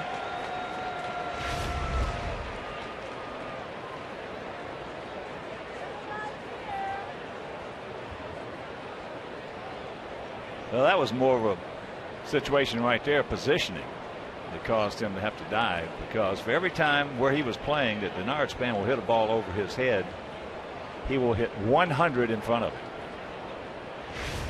Span has power, but only pull power. Not to the opposite field. Well, that could have been a bad risk right there, too. Watch this when he hits the ground. Tim Salmon did that against us out at the Big A in Anaheim and broke it.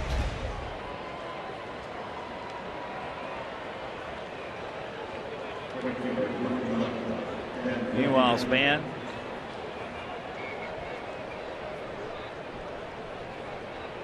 seven for 12 in this series. And with the exception of one, couldn't blacken your eye with any of them that he hit. Revere. But he does it on a consistent basis. That's part of his game.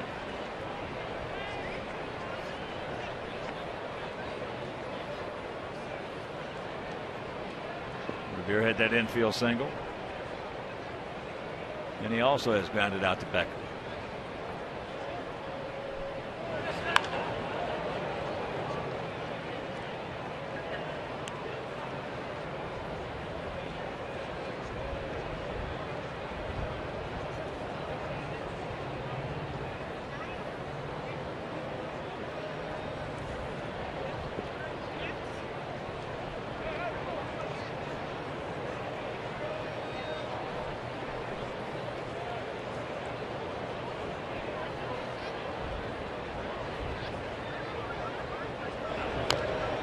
Breaking ball. The count hangs at 0-2. Atlanta beat the Marlins 7-1 down in Miami. Hansen over Nolasco. So the post Hanley Ramirez era is not starting out too well for the Miamis. They scuffle along at 45 and 53.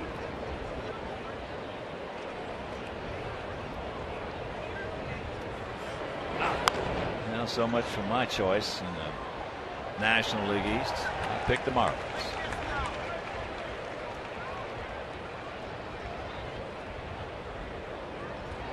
Well, they could get hot, but I believe the rest of the teams are. I believe the rest of the teams are going to continue playing. I don't think so. No, I don't think so.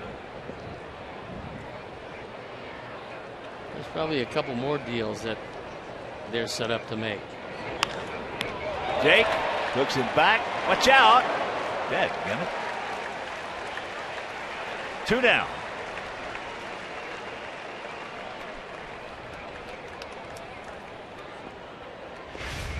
Jake looked a bit like a whirling dervish, if you've ever seen one of them. Whirls around and then almost shot puts it over the head of Adam Dunn. It's a good thing that he is a very large man. And Mike Squires would have had a tough time with that one. Steve Garvey, he's still running that ball down. So here's Maurer. A walk, reached on an error and scored. I read a story the other day on my MLB app from my iPad saying that you could get anybody you wanted off that Miami Marlin club if the deal was right, including Giancarlo.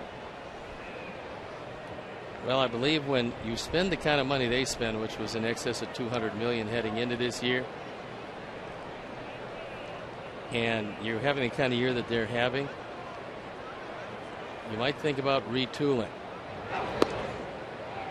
There's a strike. And a count 0-2. I know they would love to get out from under some of those contracts, and a big contract they got out from under was Hanley Ramirez. I'm sure with who they got in return, I would think the Dodgers would have taken most of that money. Reyes is the next big one with that huge contract that probably is available.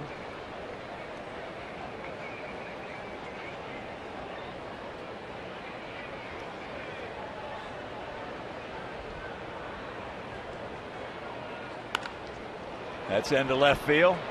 Tank back. Reaches up and makes the catch. A nice play. He stayed with it, and that'll retire the side. We're halfway home. We lead it 6-2.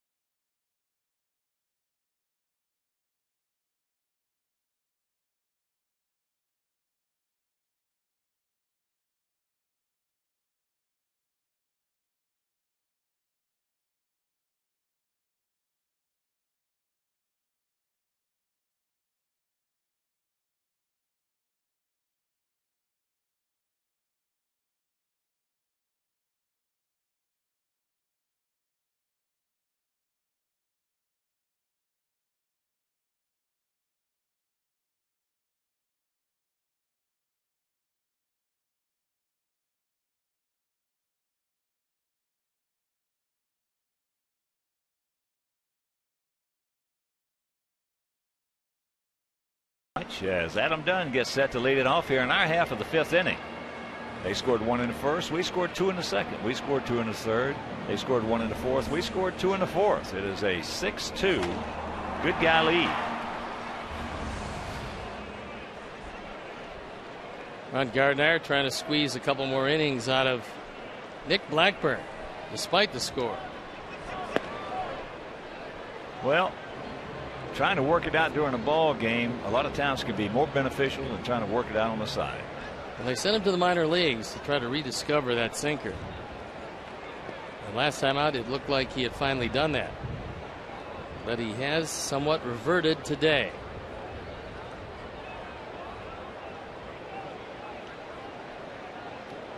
Well, in the past, Minnesota pitchers, for the most part, all the right-handers were short striders who stayed on top. It looked like they had a clone for a pitcher. Yeah. And they wanted a certain type, and it was a Scott Baker and Kevin Slowey type guy that was around the plate with everything. Not overpowering, threw some sinkers, kept the ball down. That ball's hammered. Get over his head. It will. One short hops the fence. So Biggin starts it off with his 13th tooth-bagger. Well, Brad Radke was a typical clone, but real short stride, stay on top and get the good sinking action.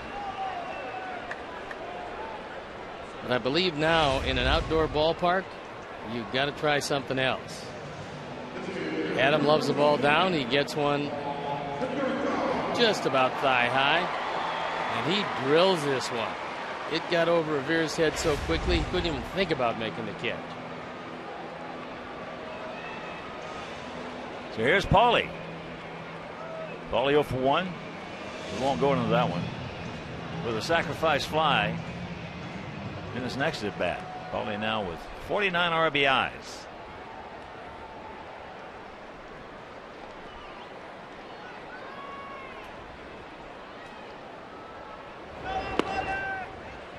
Breaking ball strike.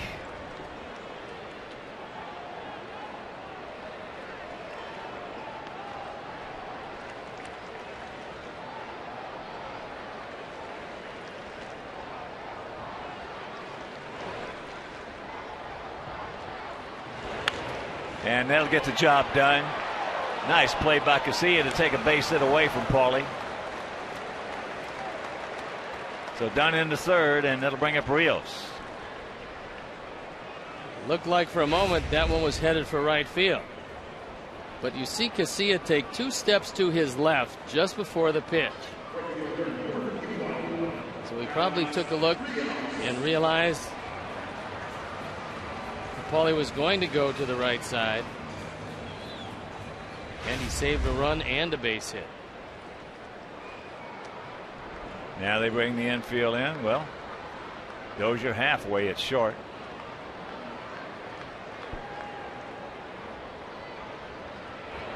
It doesn't make any difference. That's way back. He looks up. You can put it on the board. Yes. Yes. A 2-run shot by Rios, and it is 8-2. It's all good.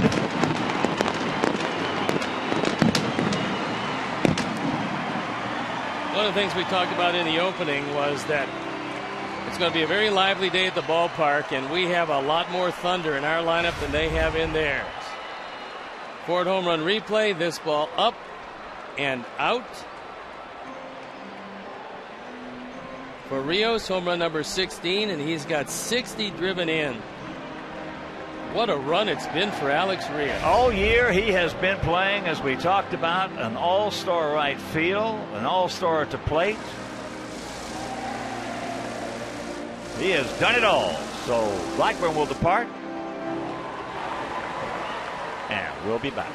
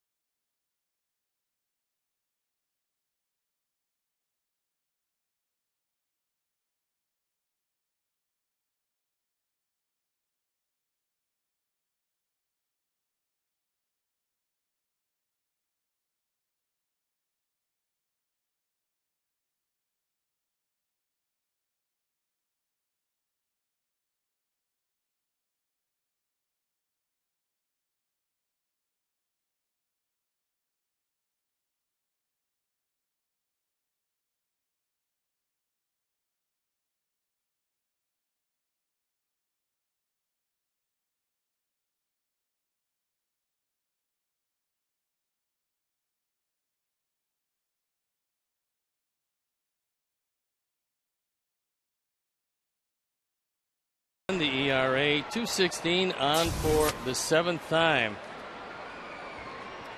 We've seen him in the series give up 3 hits, 2 runs, and 2 walks. So he came in to Chicago with no runs given up, and he'll leave with a few.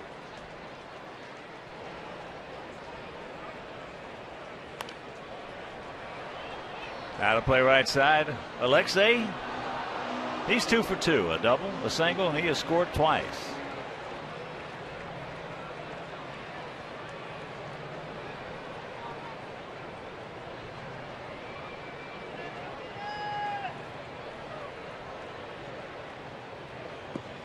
Checks it up. He did not go.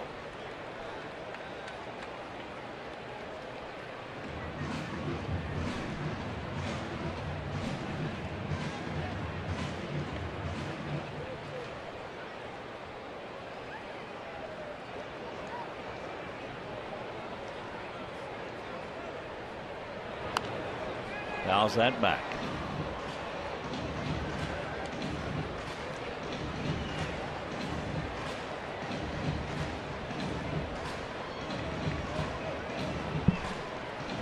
And if there's anybody on the Minnesota ball club that you like, good chance you could get them, of course, with the exception of Maurer.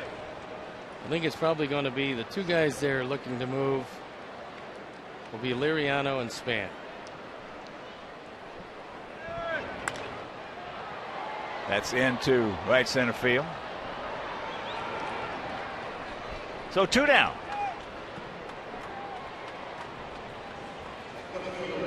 The question with Justin Morneau is the amount of money that it will involve.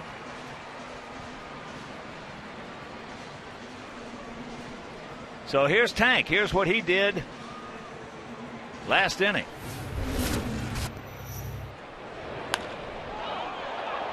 Straight away over the center field wall and gone.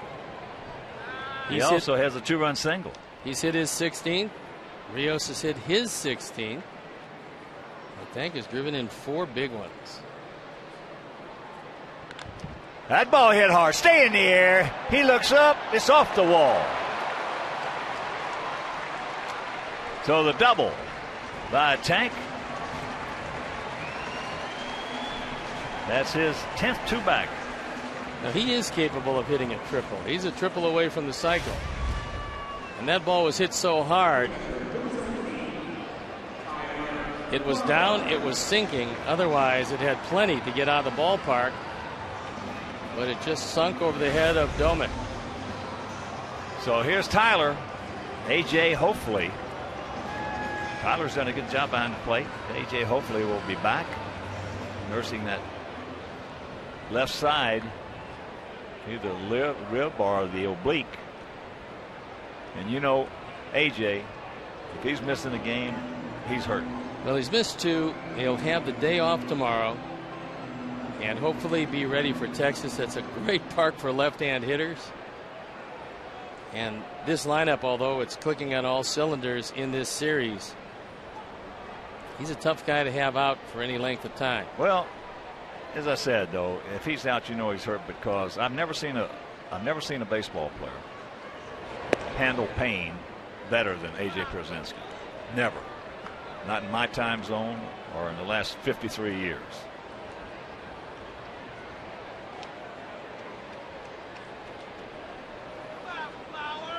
Been that way since he was in high school. You know, because you had an oblique for quite some time. At 6 years.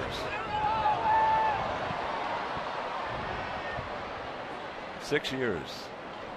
It wasn't constant, but it was there. Right, and AJ said he can catch. That's not a problem. Right. But if swinging a bat is a problem, that's what you have to rest. Because if you really hurt that, you're talking about, in some instances, maybe a month-long injury. The reason I had mine 6 years is because I kept playing and kept re-injuring it.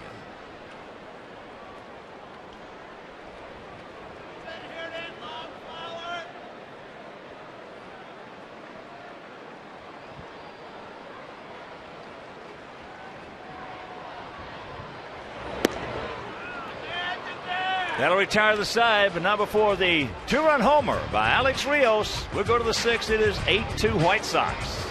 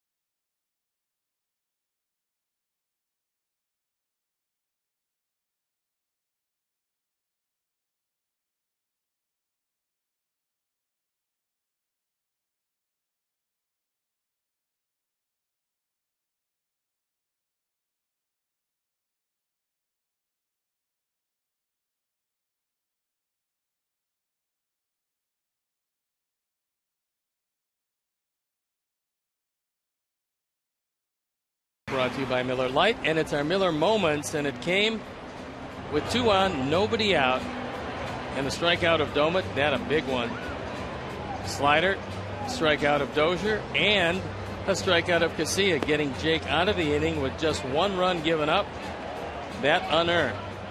Yeah, when you got 1 in, man on second, third, nobody out, that's got a chance to be a monster inning. Well, he had bases loaded, nobody out in the first, pitched his way out of it. A very difficult fourth, pitched his way out of it. Well, that's the reason he's a Jake Meister. And he finds himself with a 6-run lead. Here's Willingham. He's 0 for 1 with a walk.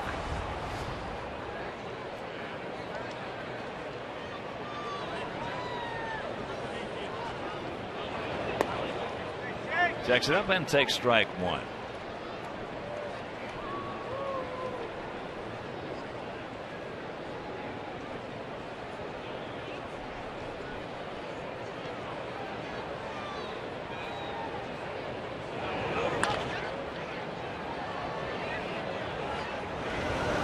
One down.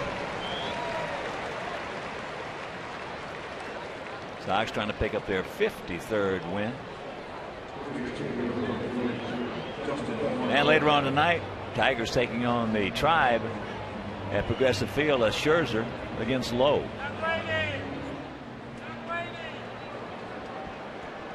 Scherzer 9-5. Derek 8-8. Should be a good pitching matchup there, Progressive Field tonight.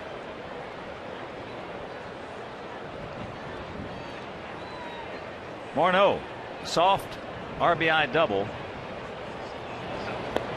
which compensated a little bit for the robbery that Adam Dunn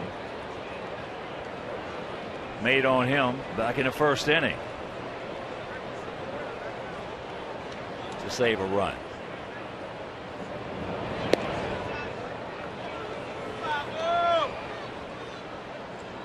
Come on, Jake, no walks, buddy.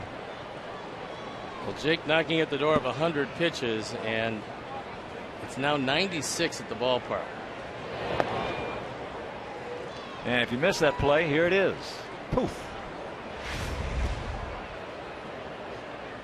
A bullet down the line, and Adam crosses into foul territory. And they do indeed retire it.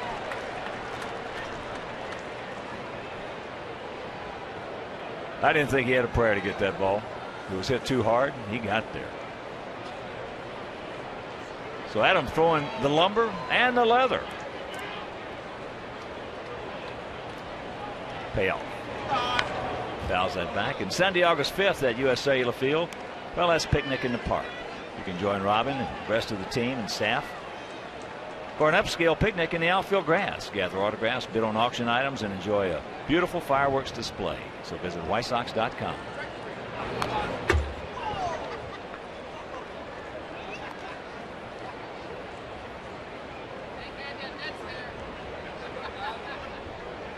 Eight runs, 11 hits, 1 error for our guys. 2 runs, 4 hits, 1 error for their guys. And another foul ball. That's pitch number 104. There's now 96 degrees. It just keeps going up. It's supposed to hit 101.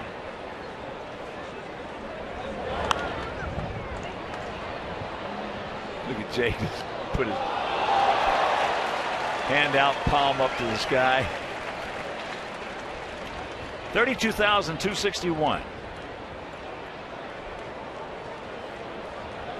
So a nice 3 days. Jake would surely love to have him put the ball in play, preferably on the ground at somebody.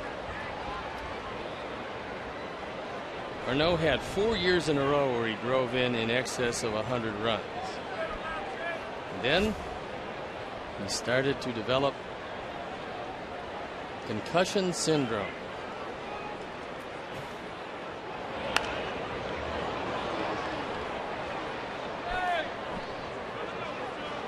Arnaud riding him hard, trying to put him away wet.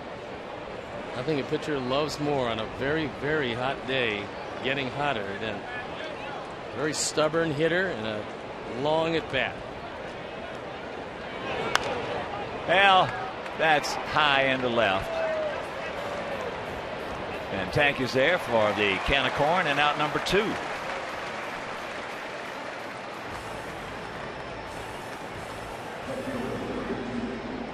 Jake wins a protracted battle, and Morneau will have a seat. So here's DOUMIT. He's popped up to Alexei and struck out. One of those strikeouts back in the 4th inning with men on 2nd and 3rd, nobody out. And Jake struck out DOUMIT, Dozier, and CASILLA.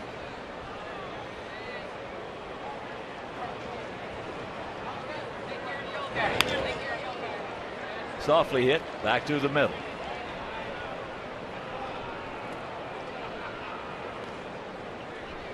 For the 2-out single, and that'll bring up Brian Dozier, the 25-year-old shortstop, 0 for 2 with 2 punch-outs.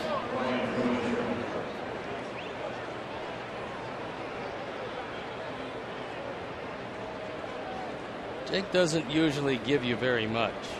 If you're going to beat him, you're going to have to hit him. He's walked 2 today, and for him that's unusual. That's actually a lot more than he would feel comfortable walking.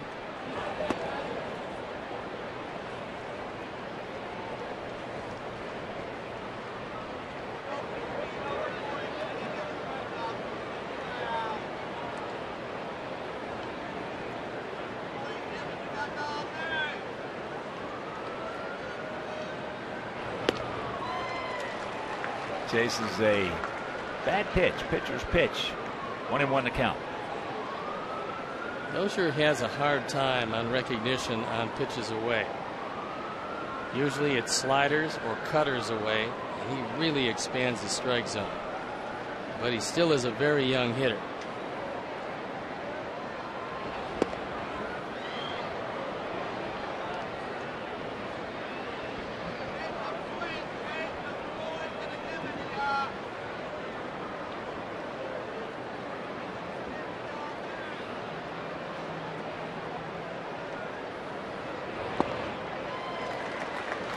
Two out, 2 balls, 2 strikes.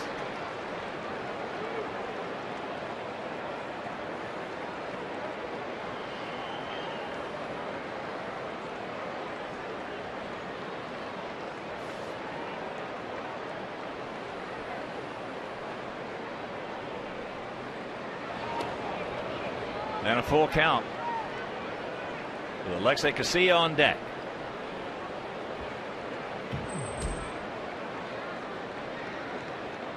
You would think for Jake this would be the final inning of work.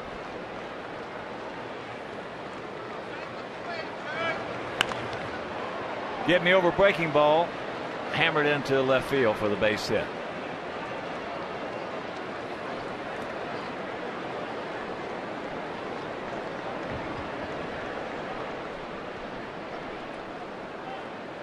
...116 pitches, red hot day, and it's time for the bullpen to start to work. Got the off day tomorrow.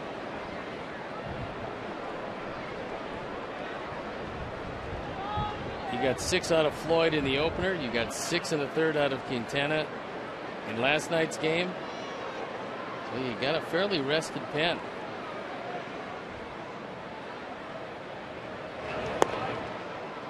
Breaking ball low.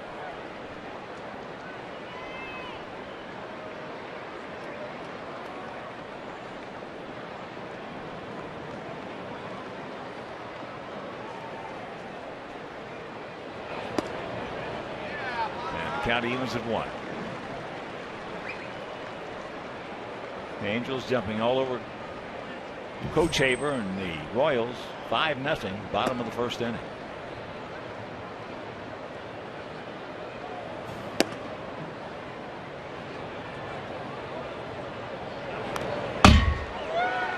A ball and 2 strikes.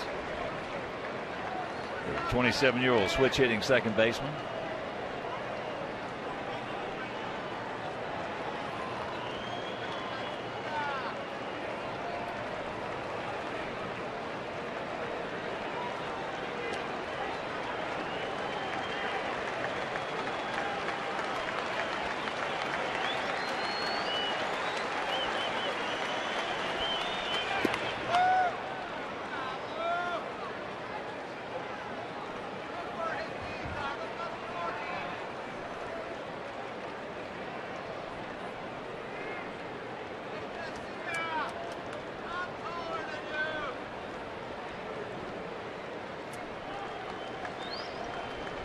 Take him right here. You don't want to go full.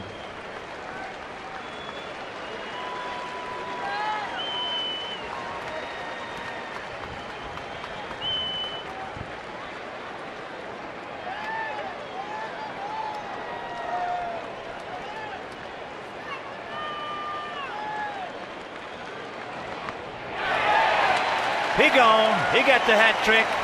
And Jake pitches out of it. We'll go to the bottom of the 6th, leading by 6.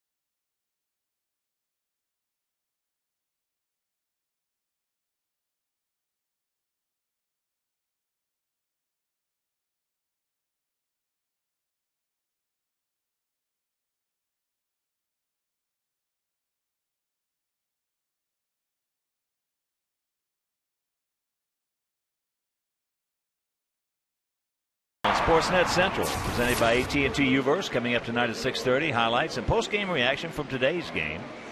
And we'll have a Bears report from Bourbonnais. So join Pat and Gail for Sportsnet Central, presented by AT&T U-verse. That's Pat and Gail tonight at 6:30, only on Comcast Sportsnet, fans' best friend.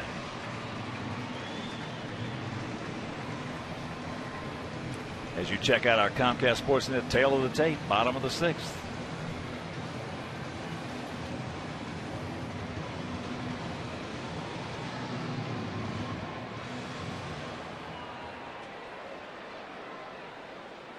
Looks like Layson Septimo now throwing in the bullpen, which would lead you to believe that he would be coming into the game.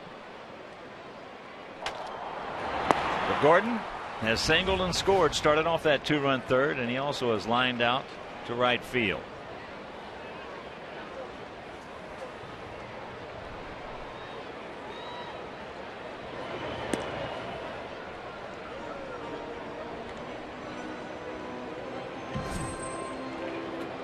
There's Layson.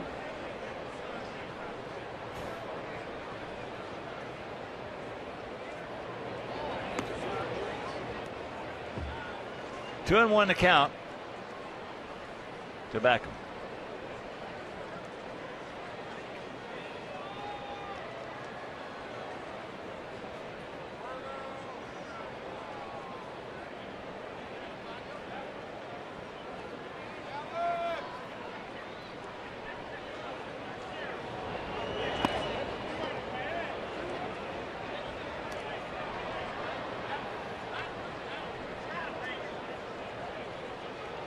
Start us off right here. Let's get a couple more.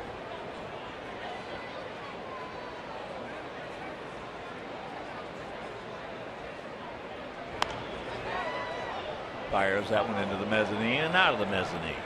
Just tuning in. Minnesota running the first. We scored 2 in the second, 2 in the third. They scored 1 in the fourth. We scored 2 in the fourth and 2 in the fifth. 8-11-1 for us. 2-6-1 for them.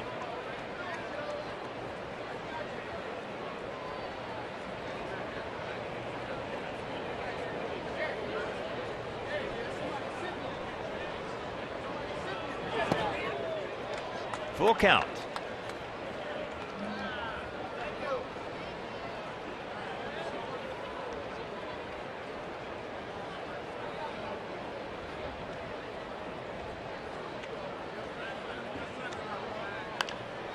And another souvenir.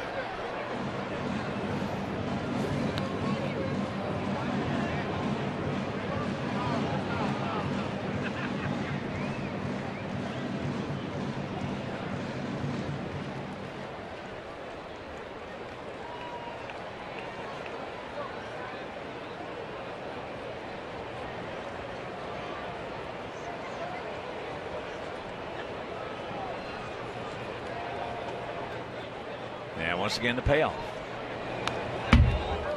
And Sox fans, every White Sox Friday home game will ask United Flyaway Friday. Each Friday home game, one lucky fan will have the chance to win 2 free round-trip tickets to anywhere in the continental United States that United Airlines flies. United, proud to fly our White Sox. We're happy to be with them. Mark Seipel, Sparky, Mike Corrigan, Bobby Garcia, and all the great folks also at Atlantic Aviation. Nick and the crew. Pretty good job by Beckham right there, breaking the ball going away. So the count hangs at 3-2.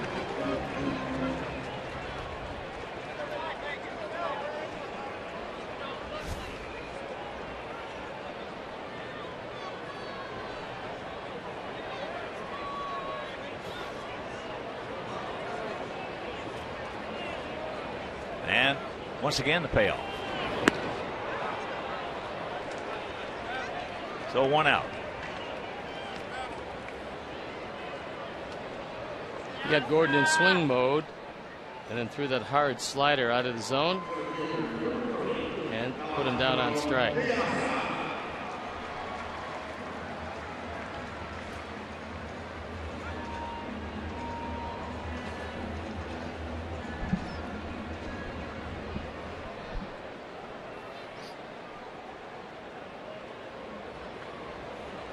Piazza 1 for 3. A single, a stolen base, and a run scored. Alejandro hitting at 279. 6 homers, 37 knocked in. This series, the offense has certainly come to life. Radical departure from the Detroit series at Comerica Park.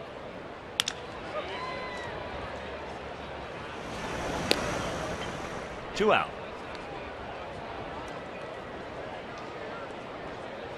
Well, again, it's not who you play, but when you play them. And they caught us at the right time. Coming off a 3-7 road trip.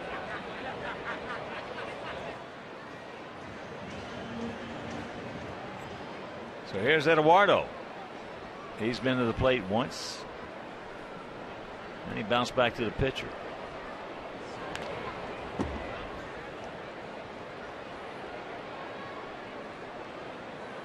Come on, Eduardo, get on for it. Big Adam.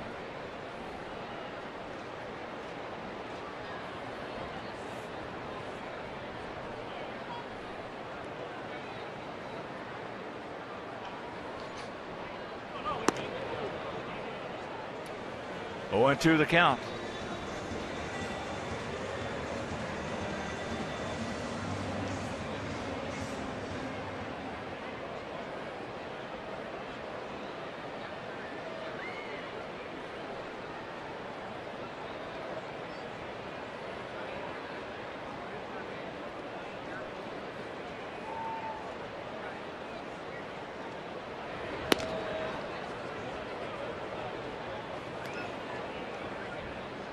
Adam on deck. Is now 830 home run seasons since 2004. That's tied with Mark Teixeira and Albert Pujols for the most over that span.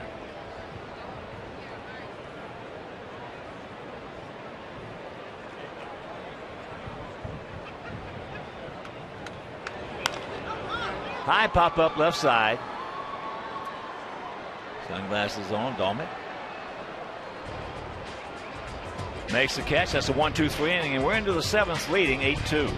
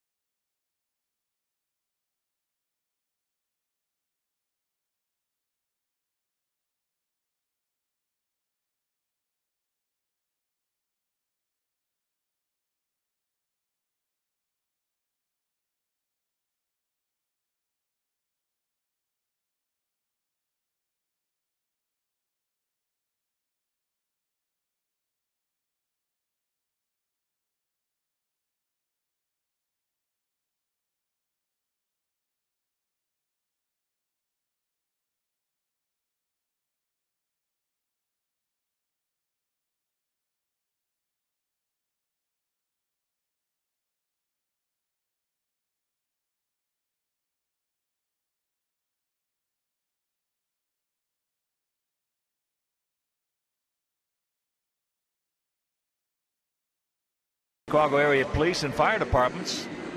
August 8th at 7:10 p.m. Well, that's Police and Fire Night, presented by Underwriters Laboratories. Also, the first 20,000 fans get a really nice White Sox drawstring bag. So to purchase tickets, visit whitesox.com or call 866-SOX-GAME.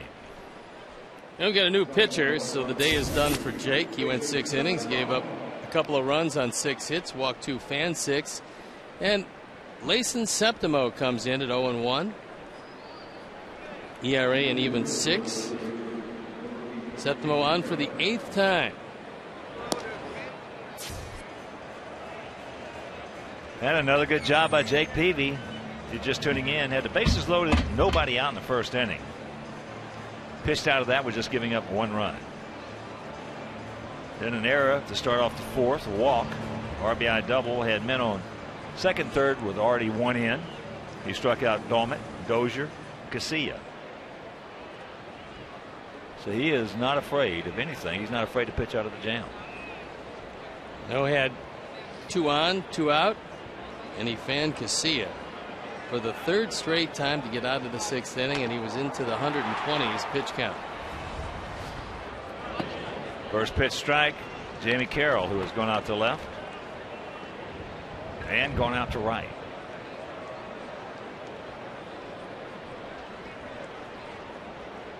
Jake trying to move to 29 games over 500.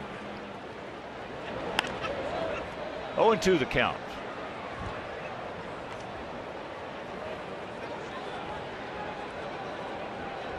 Well, Peavy's been a man on a mission this year, hasn't he? He's just been terrific. You take a look at his game started, walk to strikeout ratio, what his record could have been.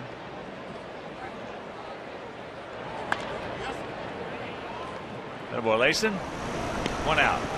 And he stayed remarkably healthy and kept pretty good stuff just about each and every start. Well, Dr. Tony Romeo's got to be a big part of that. That's something to perform a first ever operation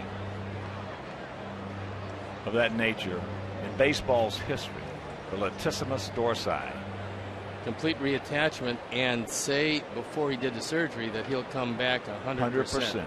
I talked to him. He said he will be back 100%.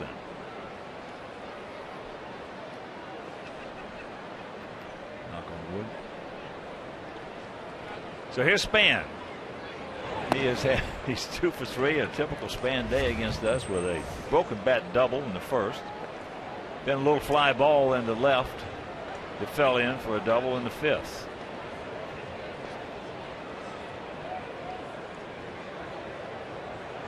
Span, the man with the magic wand. 1-1 to count.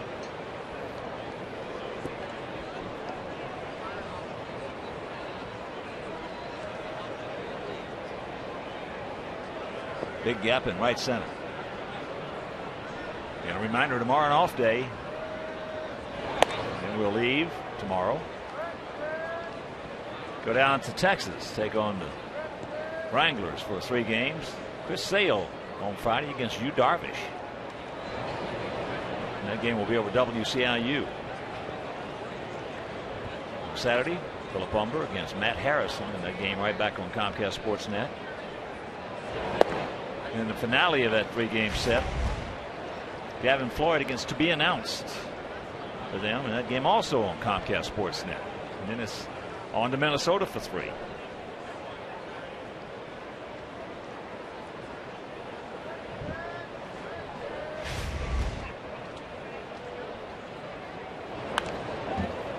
And it's kind of interesting that Nolan Ryan never wanted to hold anything back. He was very critical of Josh Hamilton and his recent at-bats. He didn't say that. What did he say?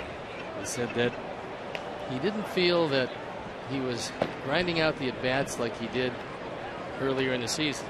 He was swinging at too many pitches early in the count. It just didn't look like the way it used to look. Did that on a radio interview, and when you can criticize the star of your team, especially when you look at the numbers that he's put up, you realize that Nolan had a message to get across, and I'm sure it was received. Now the question is how Hamilton will respond. Like Jay Peavy, as I just mentioned, Nolan Ryan's not afraid of anything either. No.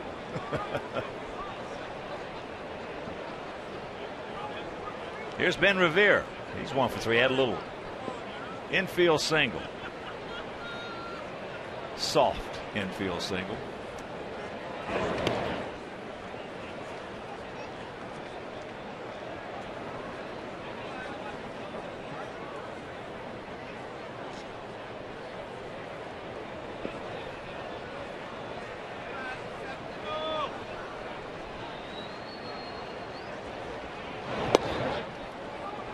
That strike evens the count of 1 to Revere.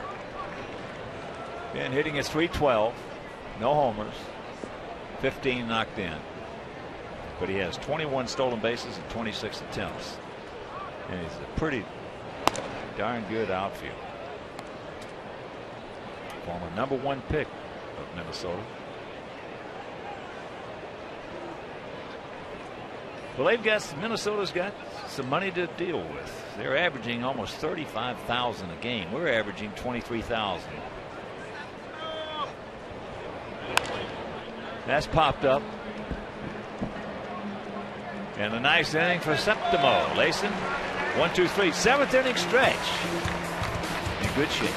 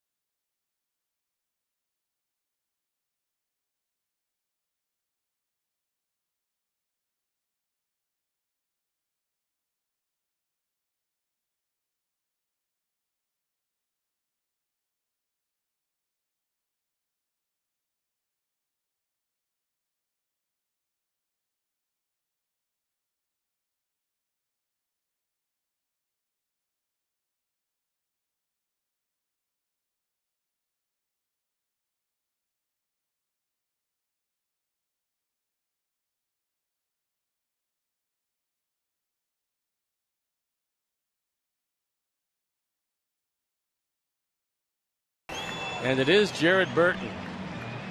Been a busy man. He's 1-0, ERA a fine 2.35. He's been asked to close a few games. Matt Capps is going to be gone for some time, and so Gardy has had to mix and match late in the game between Burton and Glenn Perkins.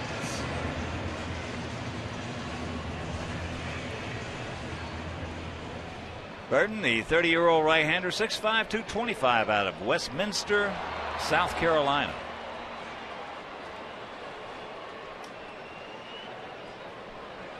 So here is Adam. He's 1 for 3, a double. And a run scored. Takes first pitch strike.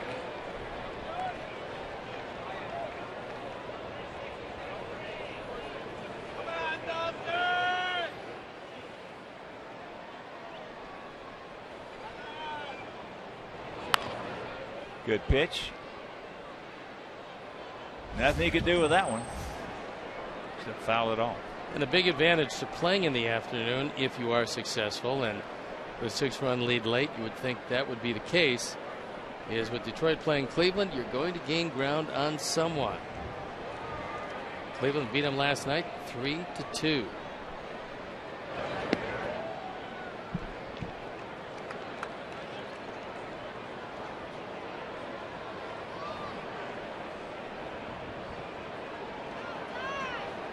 Two pretty good ball clubs right there. Cleveland and Detroit. It'll be a good race the rest of the way. It should be. It should be a good race. It's going to be. Cleveland won't quit. Well, look, we've made 2 substantial moves, getting Myers and Youkilis. Detroit made 1 substantial move yesterday, but they filled 2 holes. Gets him, 1 out. So there's no doubt that Anibal Sanchez will help them in the rotation, and Omar Infante will certainly help them at second. The Indians, well, they picked up Brent Lillibridge. And so that's what the Central looks like coming into action at this moment. Well, Manny Acta's got those guys believing they can win. That's the whole thing. They've got a terrific attitude. Well, they've got a great back end of the bullpen. They're pretty good. They got good enough offense. The question is going to be the starting rotation, which has been somewhat spotty this year. Well, when you can run Joe Smith, Pastano, Perez out there in the 7th, 8th, and 9th, that's right up at the top of the list.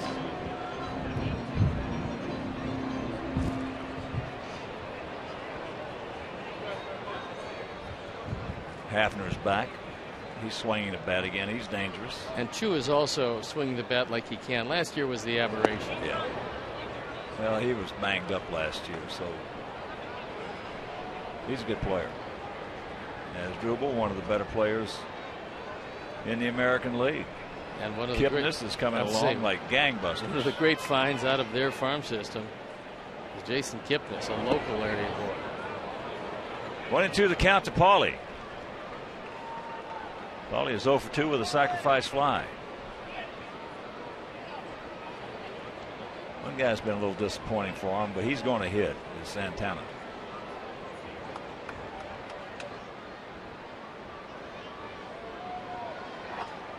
Michael Brantley's had a breakout year for him. It's a nice year. He's what they have to show for the Sabathia deal. The Cliff Lee deal didn't work out all that well for him. They didn't hurt themselves when they picked up Johnny Damon either. He's one of those guys in the 7th, 8th, and 9th inning that beat your brains out.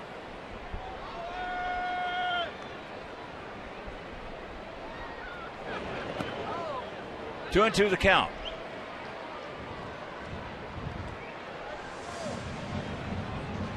Now it's going to be a fun. It should be a fun finish.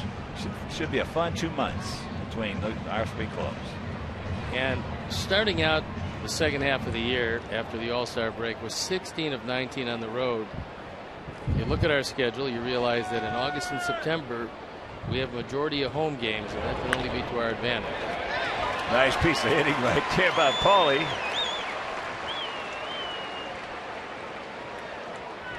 Roger Federer on that one.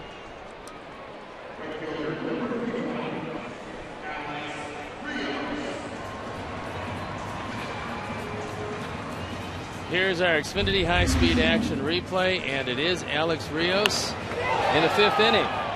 His 16th home run. Another one way back, and Rios continues to terrorize American League pitching. That one reason I like our club in this race, though, is 2 reasons. First of all, we can catch the ball better than those 2 teams. Yes, we can. And when you can catch the ball like we can catch it, you get a chance to hang in there and hang around when you don't beat yourselves. And the other reason is Robin's got our club in frame of mind now, not hoping to win a ball game, but coming to the ballpark and expecting to win a ball game.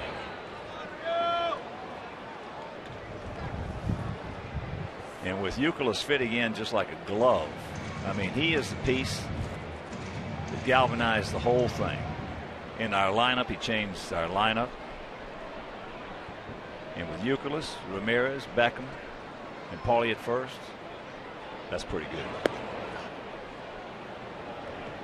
Well, we will have the most wins in our division, assuming we hold on to this one. It would give us 22 wins in the Central. Detroit with 20 wins in the Central going into their action tonight. And we have a better home record than Detroit. Even with that sweep. Rather, a better road record than Detroit. Well, they got Cabrera and Fielder. Yeah, I mean, they're a very good team. There's no doubt about that. There's no question. And Austin Jackson's awesome out there in center field.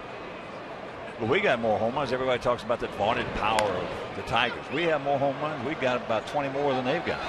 That's over by first base. He makes the catch. And that is out number 2.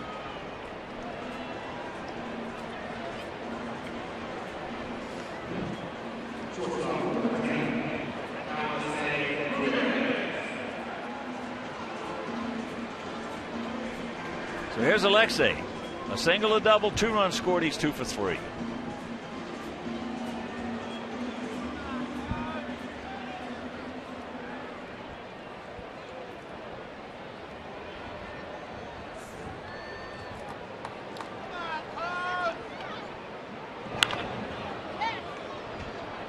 Carroll plays a lot of top spin hop, makes it, and we're into the 8th, leading 8-2.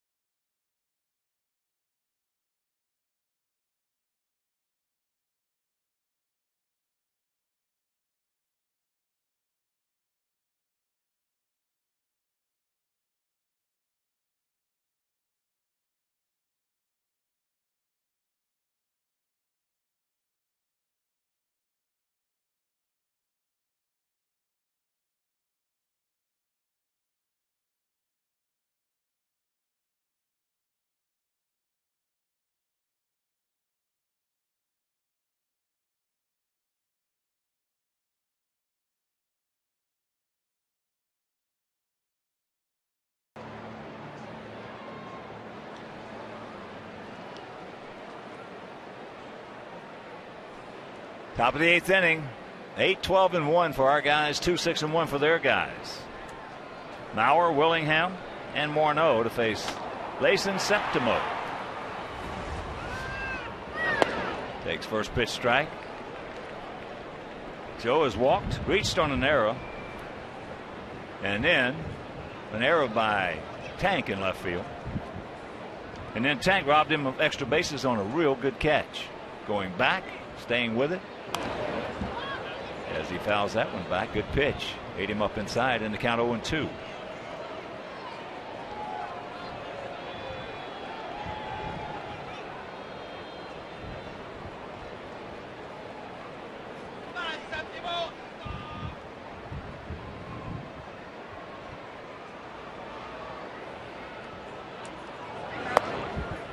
I was just talking with Mike Mayer, our high home cameraman, who's been here for 100 years, I think. Close. And he knows the game. He knows the game. But I just told him, I said, Mike, this has been a long time since we could say we're the best team in the American League. He said, oh, it's been a long time since we could say we were a good defensive team. Breaking ball.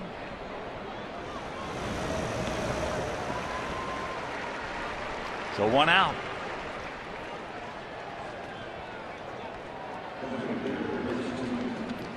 And you can follow our Sox with the MLB.com @BAT12 app for your iPhone, iPad, Android, and Windows Mobile. Get live audio, pitch tracking, video highlights, and more. Text @BAT to 31826 or visit WhiteSox.com.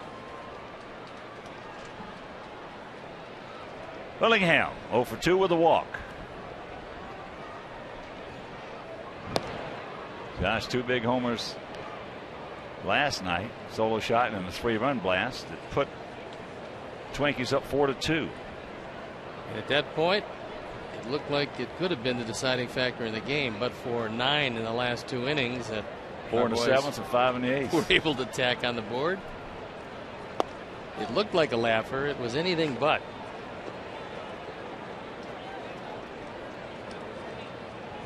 Two 2-0 the count.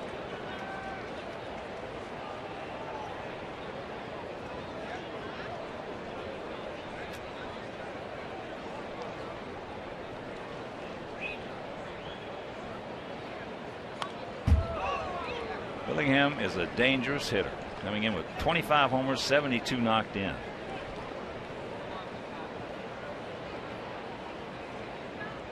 And you know he's not hitting a bunch to right, center, and center in target field.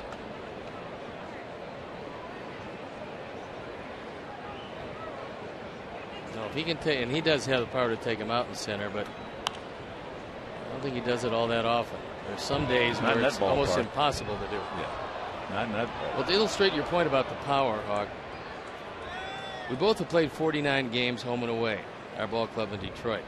We've hit 67 home runs at home. They've hit 56. We've hit 53 home runs on the road. They've hit 39. So up and down through the order. Up and down, we got a better lineup today. We can hit the ball out of the ballpark with more frequency than they can. He gone.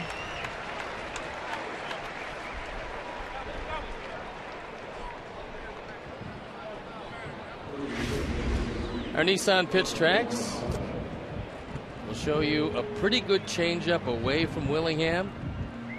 He thought it was a fastball. He was well out in front of it. It was in a perfect spot. And 2 outs here in the 8th. Septimo putting together a couple of solid innings so far. So here's Morneau. There is no doubt, of all the guys that you haven't heard a lot about, Layson Septimo is a guy that when he does get the ball over the plate, he's pretty tough to hit. That's the reason why a lot of guys have gone down the minor leagues, but not him. Especially from that left side. You know, the best thing that we've got going with the Tigers is they only got one Verlander. They do have one of those. Yeah, he's good. Yeah, I tell you, I've never met the guy, never said hello to him, and I really love him because he is a absolute competitor when he gets on that bump. Nice inning for Layson. He has retired everybody he's seen, and we'll go to the bottom of the 8th.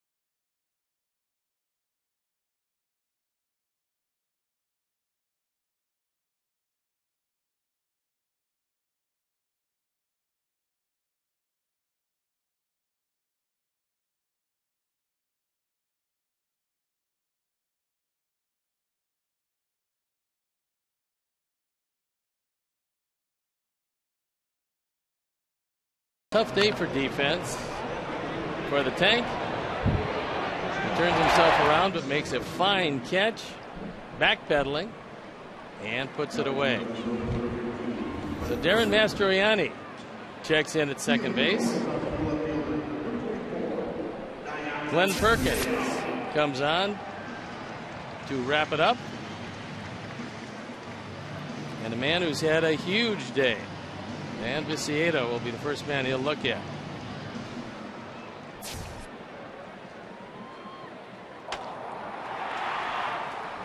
There's Tank. 3 for 3, 4 RBIs. 2-run single, 2-run homer, also a double. Hit a gap out there. Hit it right at Carlton Fisk, or the Big Hurt. Checks it up. And then run like the devil. Try to get that cycle.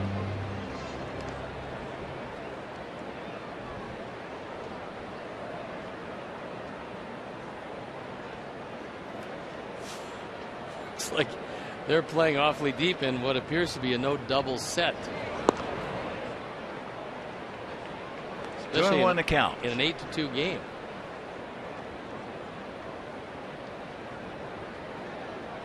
.96 degrees as we speak. Good pitch. He just ate him up right there. One down. So that'll bring up Tyler. Tyler, 1 for 3, a double.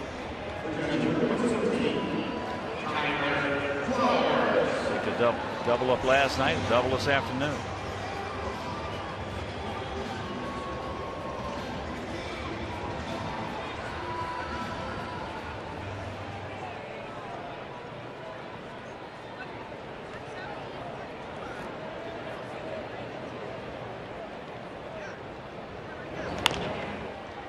Chops that one foul down past Joe McEwing. And once again, a reminder, an off day tomorrow. Then Friday, Saturday, and Sunday from Texas.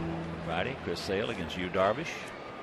Saturday, Philip Humber against Matt Harrison. Sunday, Gavin Floyd against to be announced. Tomorrow, Friday's game, I should say, will be over WCI2. And Saturday and Sunday right back here on Comcast Sportsnet. Jesse Crane loosening in the pen, which would lead you to believe that the 2 perfect innings for Lyson Septimo will be the last action he'll see. And he was very good in those 2 innings. 6 up, 6 down.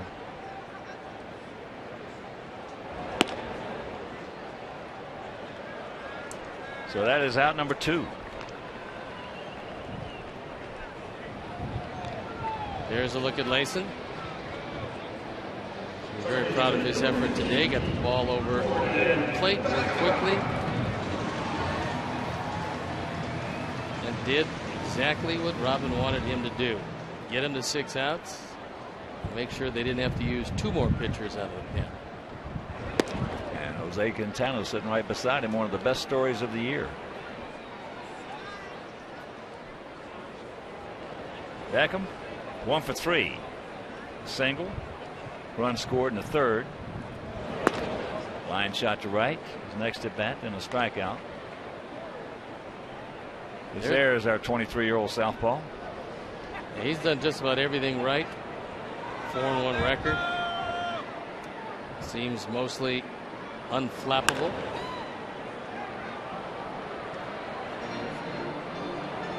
Got a no decision the first game of this series. More times than not, he goes out and gives you a couple of things that a guy who really never threw higher than A ball before he got to our organization gives you. Number 1, he goes deep into most every game. Well, he hadn't had a bad outing yet. He doesn't walk anybody. He won 100 hitters as he calls him out, and that'll retire the side. We're into the 9th, leading 8-2.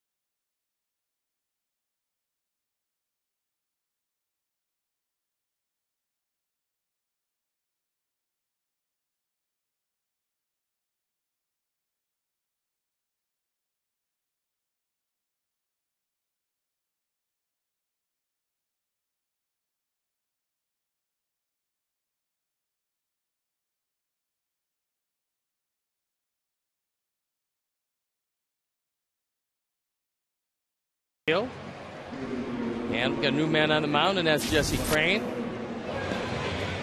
Jesse on for the 26th time, 2-1 record, 2.70 ERA. Back off the disabled list.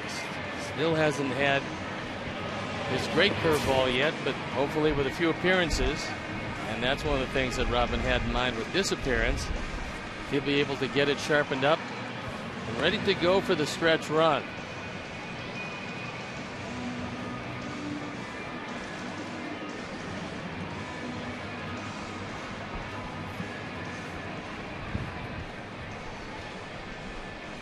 Ryan DOUMIT will lead it off for the Twinkies.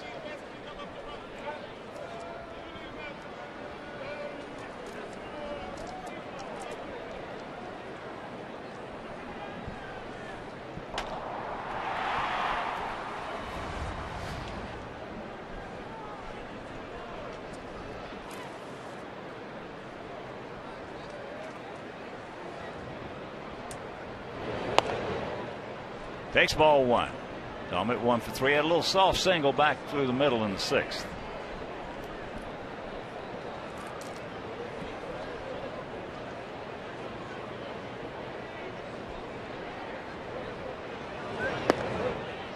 There's the strike.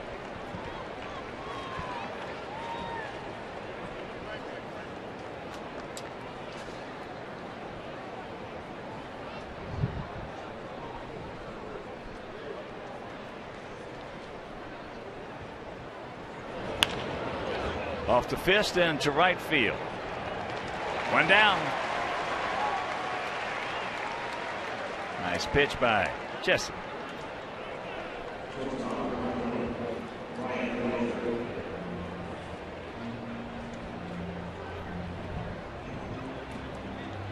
Here's Dozier. He's 1 for 3. Jake struck him out a couple of times.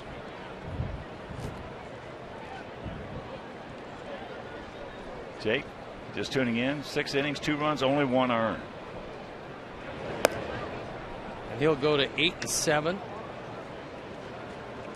And we will go a half game up over Detroit, pending the outcome of tonight's tilt with Cleveland.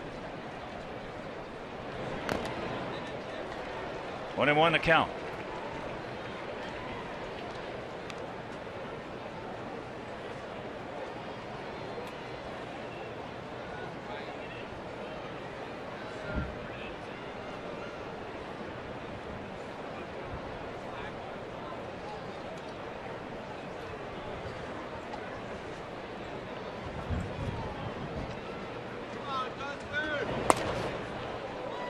And a count 1-2.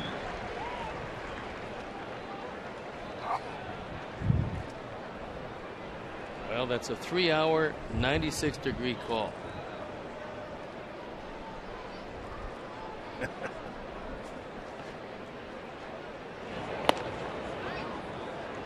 Tried to get on top. He just couldn't quite get there. I can't say as I can blame him. I don't either. You know, it's not in an 8-2 game. No. No. 2-1, different story. Or even a 5-2 game. 8-2.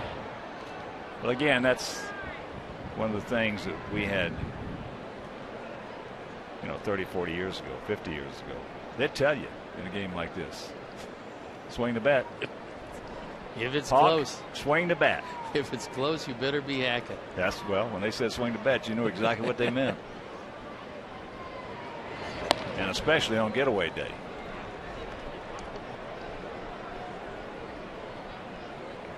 On other days, it was Hawk. It's hot. It's getting close to the cocktail hour. Swing the bat.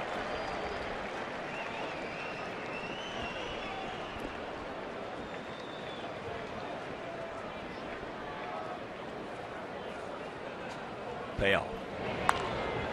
Now straight back. And in the upper tank.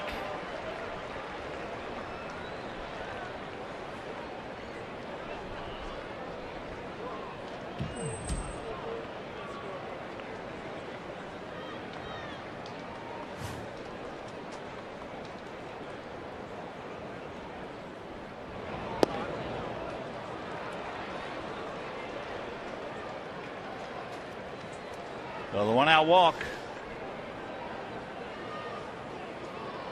And that'll bring Mastroianni. Darren Mastroianni to the plate. Casilla 0 for 3 today with 3 punch-outs. Jake completely tied him up in knots.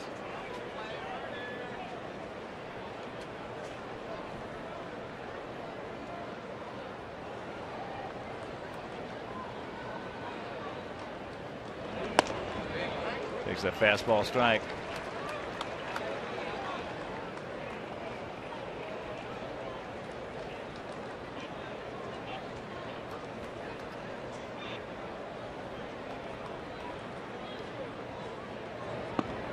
There's that little lollipop curveball.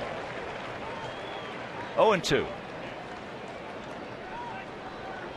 2 home runs for us in this game. One by Rios over the center field fence, and a long home run by Rios. Both 2-run shots. So the Sox now 120 home runs. That means $12,000 donated by Alex Snellies to White Sox charities in loving memory of Ursula.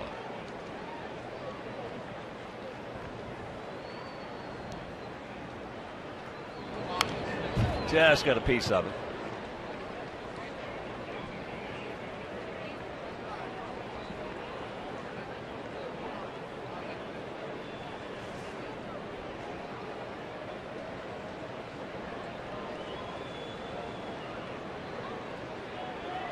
One and two the count with 1 down, top of the 9th inning.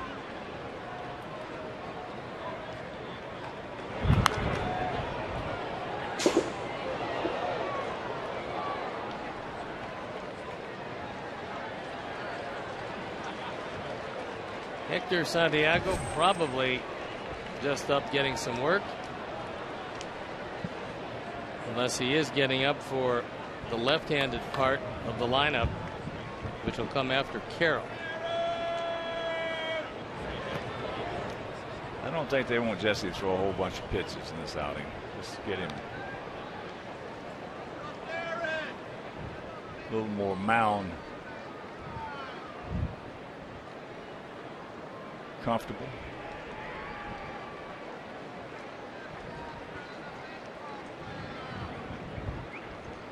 And the 2-2.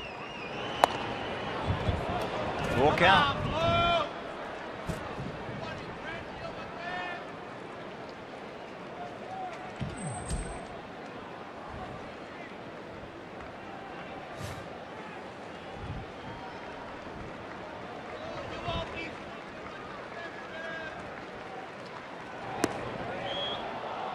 Back-to-back walks. Well, 8-2 and a 3-2 curveball. 2 3-2 breaking balls to walk for the back-to-back. You're throwing 93, 94, and you're throwing 3-2 breaking balls.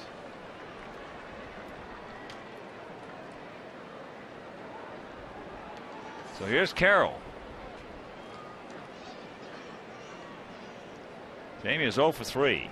Fly out to left, right, and a grounder to second.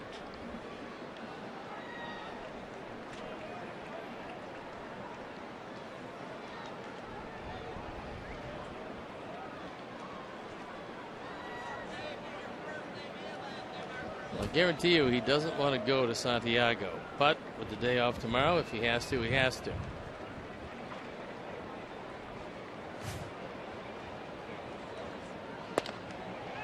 First pitch strike.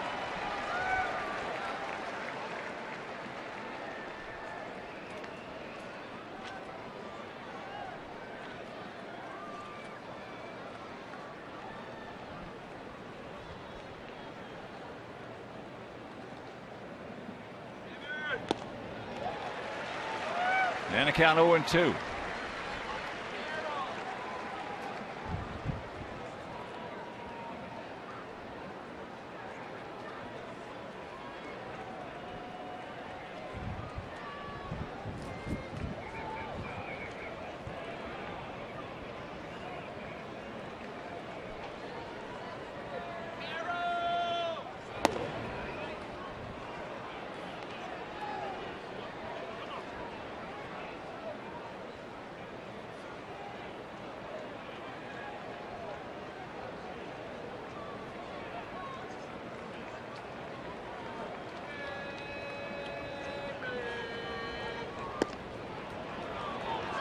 Twins with single runs in the first and fourth. Sox with 2-run second, 2-run third, 2-run fourth, 2-run fifth.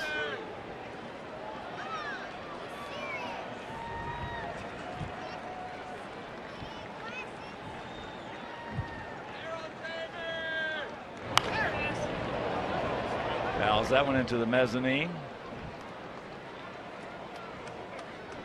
So the count hangs at 2 balls, 2 strikes to the 38-year-old veteran, Jamey Carroll. Outfield playing around toward right center, not thinking that he's going to be able to pull 94 on the outer portion of the plate.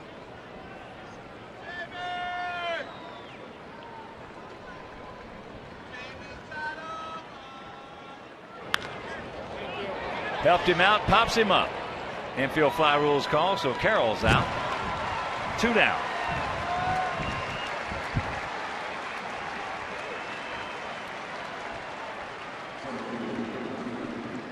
And now DENARD Span. 2 for 4, what new? 2 real soft doubles. Broken bat to lead off the ball game. Just over the head of Adam Dunn. And a little soft fly ball that fell in to left field.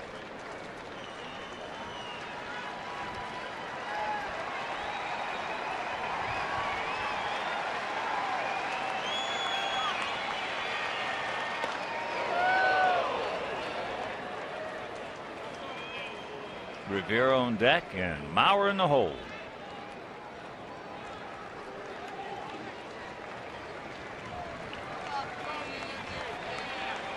Out of the 32,000, 261 have departed. The rest of them, most of them, standing up. That evens the count. A ball and a strike.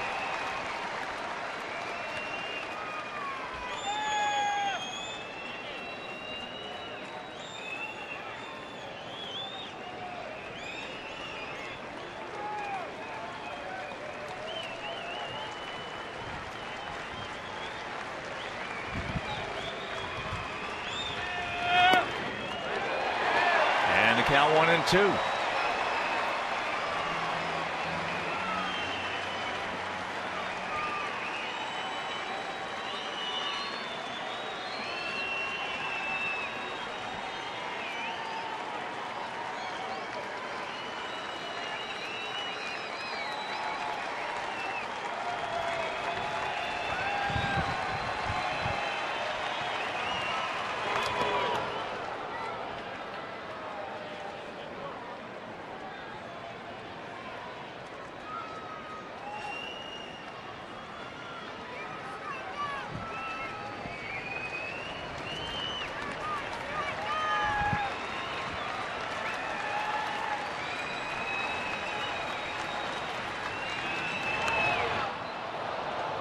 And another full count on the wild pitch.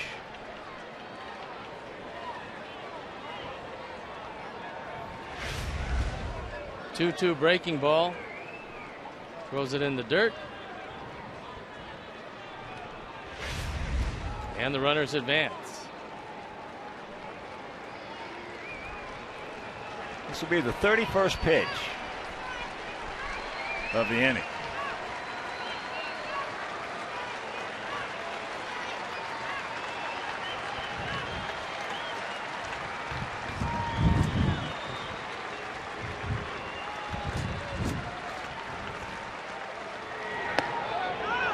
He has walked the bases loaded.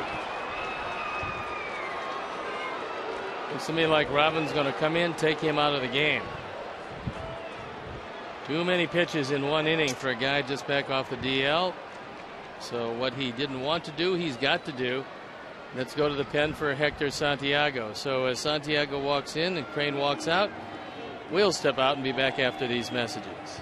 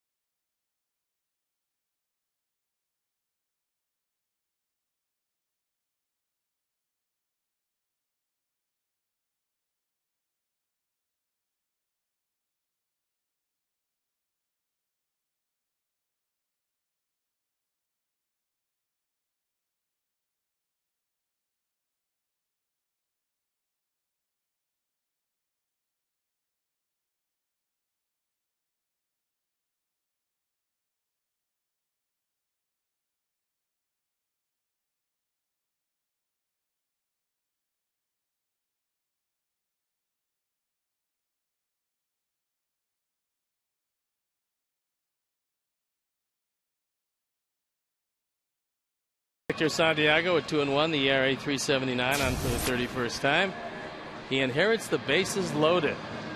There you look at the numbers. 42 strikeouts, 38 innings. 21 walks aren't too good. Surprisingly, gets out right-handers better than lefties, but neither side hits him very well. It's a question of him getting the ball over the plate.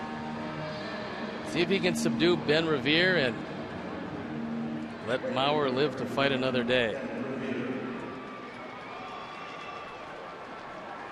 Well, Phillies scored 6 in the 8th inning yesterday to beat Milwaukee.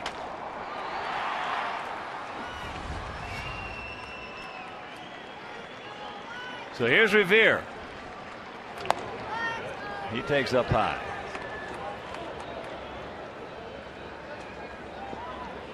Three walks have loaded the bases with 2 out here in the top of the 9th inning. Sox lead at 8-2.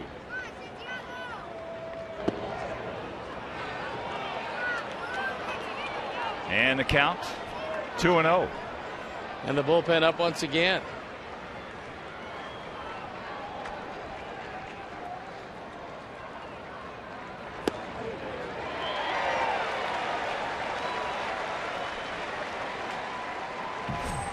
It's Addison Reed.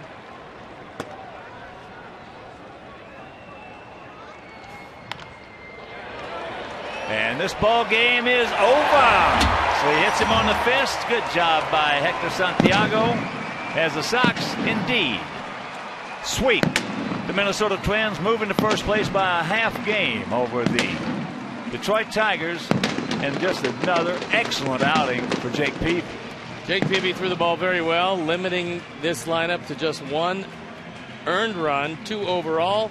The offense once again came to play. It was a big offensive series for the boys. Hopefully they carry it over into Texas. So Jake now 8-7 and 117 up, 88 down. He is now 29 games over 500. Now let's check out our GMC players of the game. They are Jake in the tank. DAYAN VICIEDO 3 for 4 with a homer, 4 RBIs, our GMC players of the game. So for my partner Steve Stone, our director Jim Angio, our producer Todd Benjaminson, who did a good job filling in for Mike Leary, our associate producer Dave Ross, our technical manager Mark Harper, the executive producer Jim Corno Jr. for the mayor, Mean Joe Groove, and up here in the booth, Mike Mayer, Frank D'Amato, Paul Carey, down in the truck, and sound Dennis Wood. This is a Hawk. So long, everybody. You've been watching Chicago White Sox baseball on Comcast Sportsnet, now part of the NBC Sports Group.